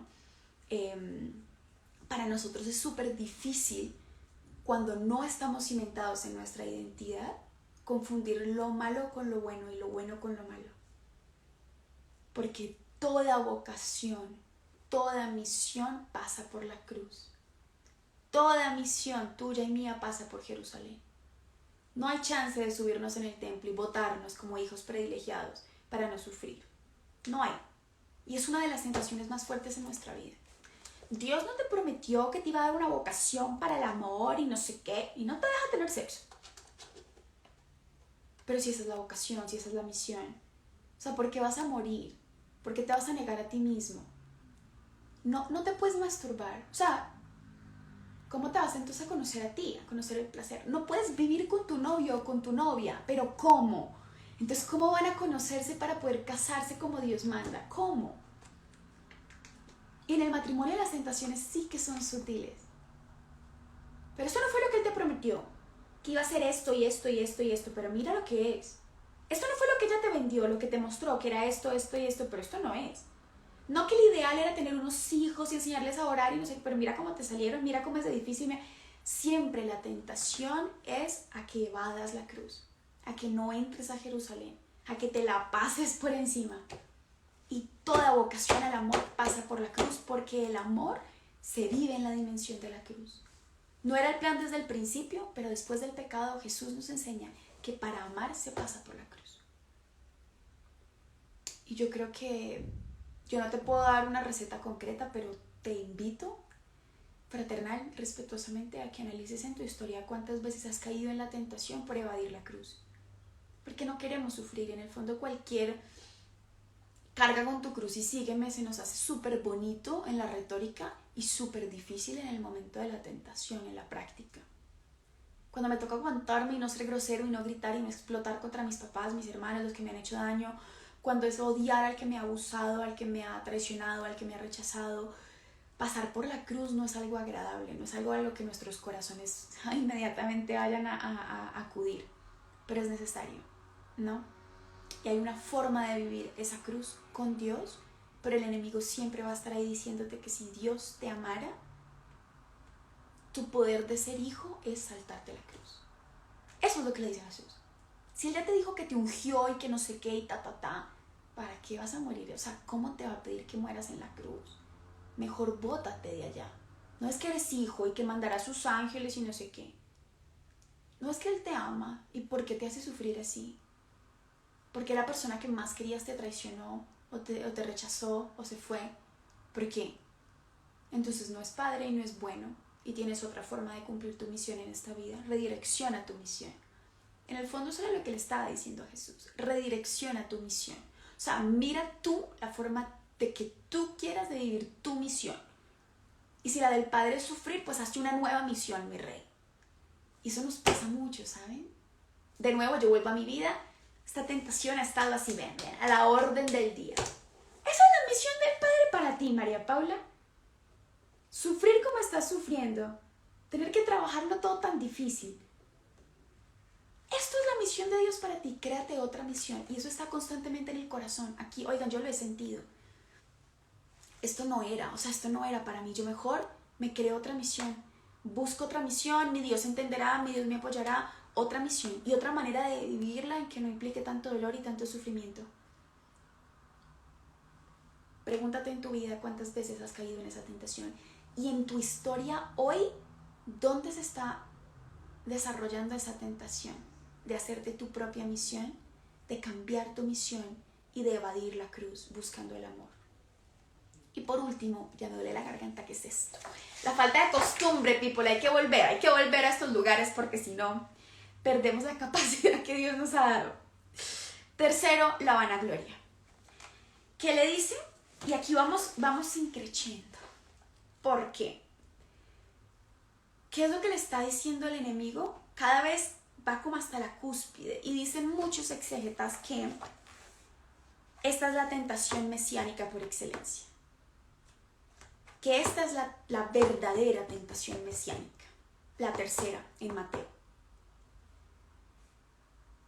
Le muestra todos los reinos de la tierra y le dice, ahí sí se destapa, o sea, ahí se destapa, pela el cobre, como dicen en Colombia. O sea, antes fue que los panes, conviértelos tú, antes que bótate, que no sé qué. No, aquí se le destapa y le dice, arrodíllate y adórame.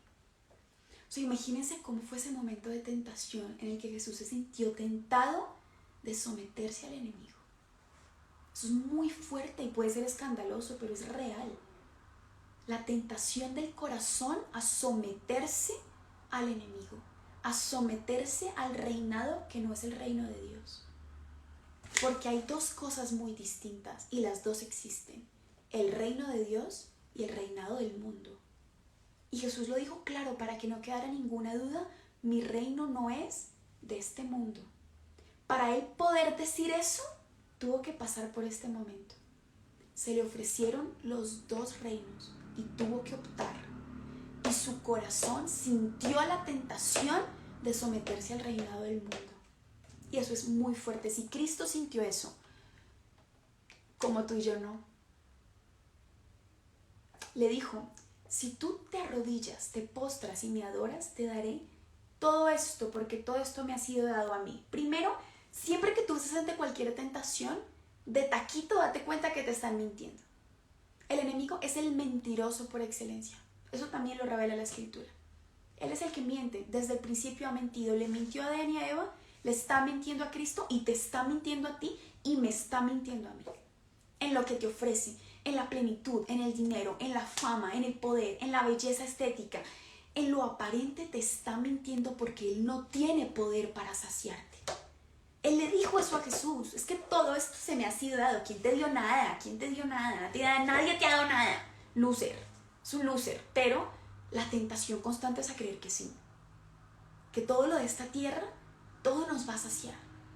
Y que si le servimos a Él, y esto es súper fuerte, ¿qué dice Cristo? ¿Qué es la verdad? ¿Quién es la verdad? No puedes servir a dos señores. Y esto es fuerte y nos incomoda, nos interpela el corazón. A mí hoy me atraviesa profundamente. Si tú no estás sirviendo a Cristo, le estás sirviendo al enemigo. No hay un in-between. ¿Qué le dice él? O el reino de Dios o te postras y me adoras. Cada vez que tú, y por eso dice San Juan también, nosotros no somos del mundo, ni podemos vivir como viven los del mundo.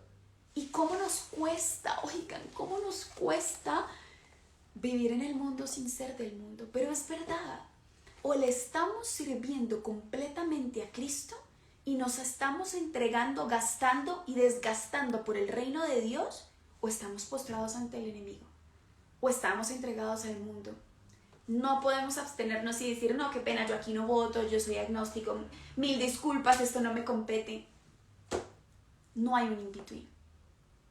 Y eso nos debe interpelar, porque hay situaciones concretas en tu vida y en la mía donde estamos sometidos al enemigo. Duro, triste, desgarrador para Jesucristo que lo ha dado todo por nosotros, pero cierto. Si te postras y me adoras, ¿qué le está diciendo el enemigo? ¿Para qué has sido ungido y enviado por Dios si no es para reinar? ¿No te dijo, este es mi hijo amado en quien me complazco? Pues ven y reina, ven y reina. Y el Padre te ha prometido reinar. ¿Sabes qué es el bautizo? Que en el bautizo tú y yo hemos sido constituidos por Dios sacerdotes, reyes y profetas. Reyes. Eso no es una palabra bonita que la iglesia dijo ahí. ¿Qué les ponemos aquí? Monseñor, toca bautizo. ¿Qué decimos? Bueno, serán hijos, profetas, sacerdotes. Pongamos reyes como para completar ahí, para que se vea bonito.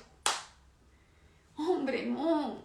O sea, si tú y yo recordáramos lo que se nos ha prometido, reinar con Cristo. ¿Se acuerdan cuando Pedro está pasando por esta tentación? Y le dice a Jesús, hey, ven acá. Hey, ven acá. Este es el Pedro costeño. Hey, ven acá. Nosotros lo dejamos todo por ti. ¿Y qué nos va a tocar? O sea, en serio, porque yo aquí nos echan de todos lados, nos quieren apedrear, mi suegra enferma, o sea, ¿qué onda? ¿Qué nos va a tocar? Y yo creo que eso es, el otro día hablaba con un amigo que me estaba explicando de lo que eso significaba, ¿no? ¿Y qué me toca a mí? O sea, yo te sigo, pero ¿y yo? Pero es súper fuerte como Jesús entiende esa sed de su corazón y le dice, reinarás conmigo.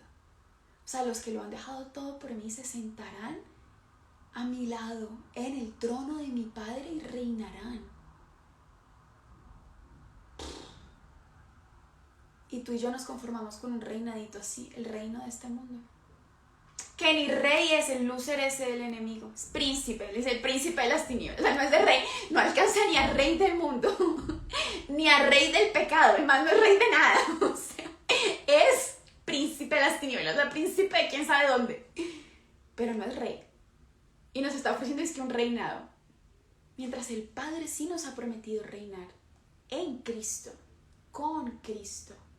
Y tú y yo, donde el príncipe de la esquina, del patio de atrás, conformándonos con un reinado mundano, con piedras y con el show de lanzarte de Jerusalén. Eso es todo lo que nos va a dar el enemigo.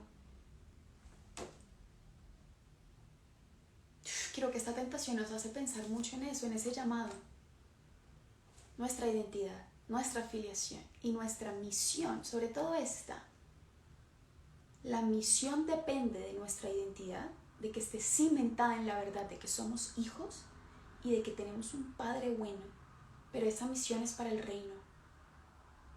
Todos los dones, los carismas, todo, la vocación particular, el matrimonio que te ha regalado, el deseo de casarte, el deseo de vivir el celibato por el reino, todo nos ha sido dado para ayudarle a Cristo a construir el reino de Dios. Todo lo que tú y yo somos es para el reino. Pero el reino también es para nosotros. Nosotros no somos sirvientes del reino. Nosotros no somos los labradores del reino a los que nos contratan para ir a trabajarle a Dios como sirvientes. Somos hijos del rey y se nos ha prometido reinar con él. El reino de Dios es también para nosotros. Debería ser irrenunciable esa misión. Desafortunadamente muchos renunciamos a ella. Triste, doloroso. La comparación con Lucky yo tan atrevida. O sea, el apóstol, el evangelista Lucas y yo aquí con Lucky. Ay, perdón, ustedes ya me conocen, lo siento. La diferencia con el apóstol, con el reverentísimo apóstol San Lucas, es que él invierte el orden y empieza con la vanagloria. No con el lánzate, sino con la última. Lo hace al revés. Mateo termina con la tentación mesiánica. Lucas empieza con la tentación mesiánica. Si eres hijo de Dios, es la segunda, la identidad. Y la tercera es Jerusalén. ¿Por qué? Porque en Lucas es súper fuerte y con esto termino mi muy extensa reflexión de hoy. Lucas invierte el orden por múltiples razones. No les voy a agotar toda la exégesis lucana porque pues yo no soy biblista. Desafortunadamente el griego y el hebreo como que me costaron un poco, entonces pues ese lado no será el mío, no será mi especialidad teológica. Pero es muy bonito ver esta intencionalidad de Lucas en donde al final dice: el diablo lo dejó hasta otro momento. Vamos a la escritura aquí para no decir sandeces. Para no decir sandeces y entender qué fue lo que dijo bien dicho. ¿Qué fue lo que dijo bien dicho cuando lo dijo? Aquí.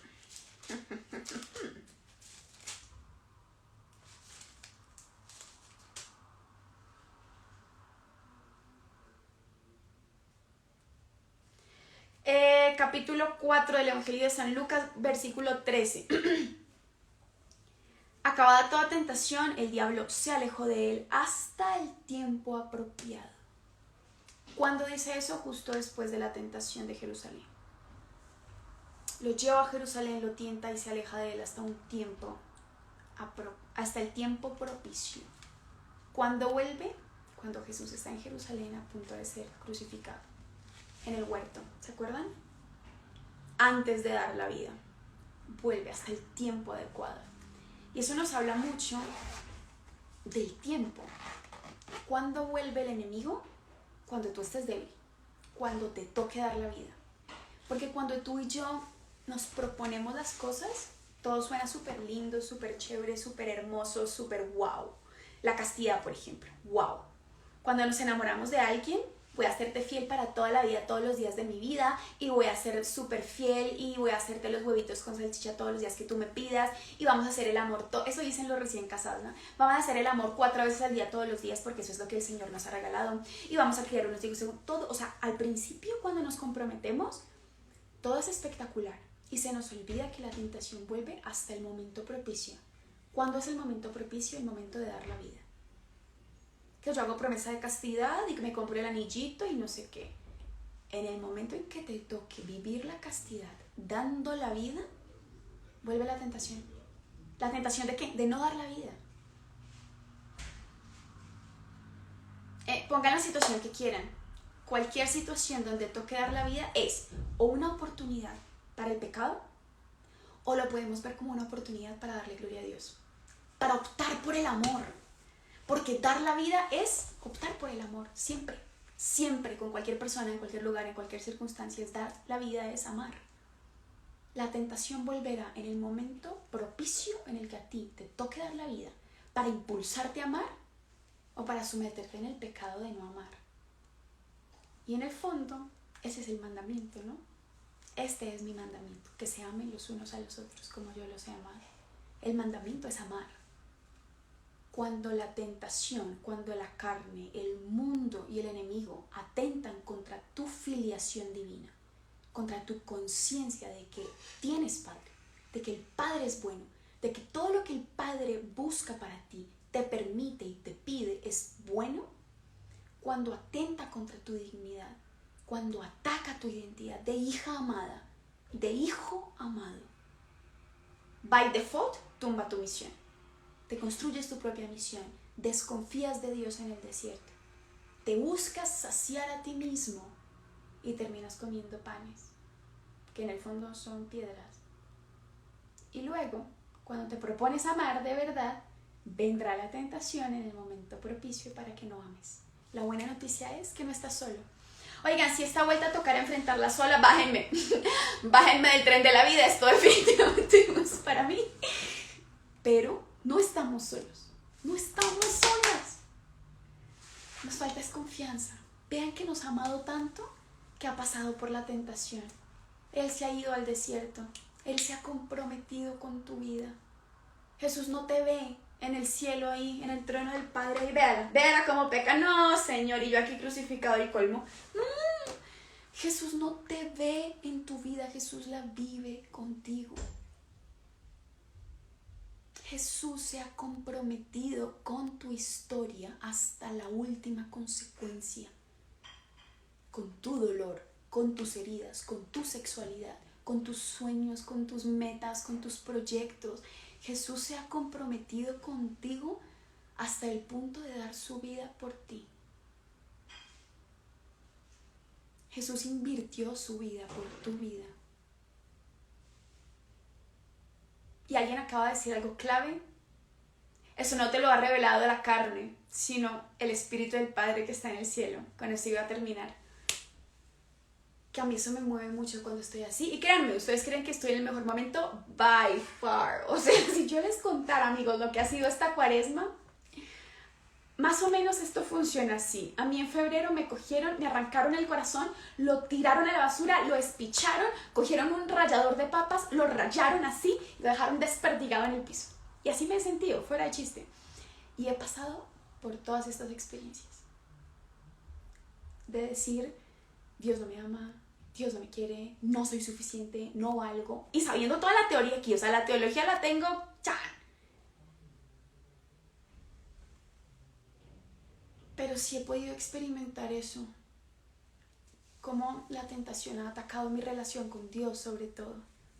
Ha atacado mi conciencia de que todo lo que el Padre permite en mi vida es bueno. Y este nombre, que parece tontico, pero este nombre a mí me da mucha confianza. Cuando no veo, cuando todo es oscuridad, cuando todo es dolor, cuando todo es tristeza, cuando en cada aspecto de mi vida solo veo fracaso, fracaso 1, fracaso 2, fracaso 3, fracaso 1000 y ya le digo, ay ya, o sea, ven acá, ya, suéltame un ratico, ¿qué pasó? Y tiendo a reclamarle a él, soy suya. Cuando viene esa voz interior de no eres suficiente, no eres amada, no eres valiosa, no eres capaz, no eres suficiente para Dios tampoco porque eres una pecadora. No eres suficiente para los demás porque todos se van y te abandonan. No eres suficiente, eres una fracasada. O sea, todo eso lo he sentido. Y vuelve esa voz sutil que te dice, esta es tu identidad, tú eres mía. Tú eres mía, somos suyos. Eso no es una frase bonita, es palabra de Dios. Él nos hizo y somos suyos. Es el Salmo 99. Saber que en medio de la oscuridad, del fracaso, soy suya y que tiene un plan para mí. Si eso fuera suficiente para que yo no caiga en tentación, increíble. Pero desafortunadamente sigo cayendo, pero me ayuda a levantarme cuando me caigo. Y cuando no caigo es gracias a eso, a que me sostiene la conciencia de quién es el Padre, de quién soy yo y para qué fui hecha. Yo espero que esta meditación sea fecunda en tu vida y en la mía.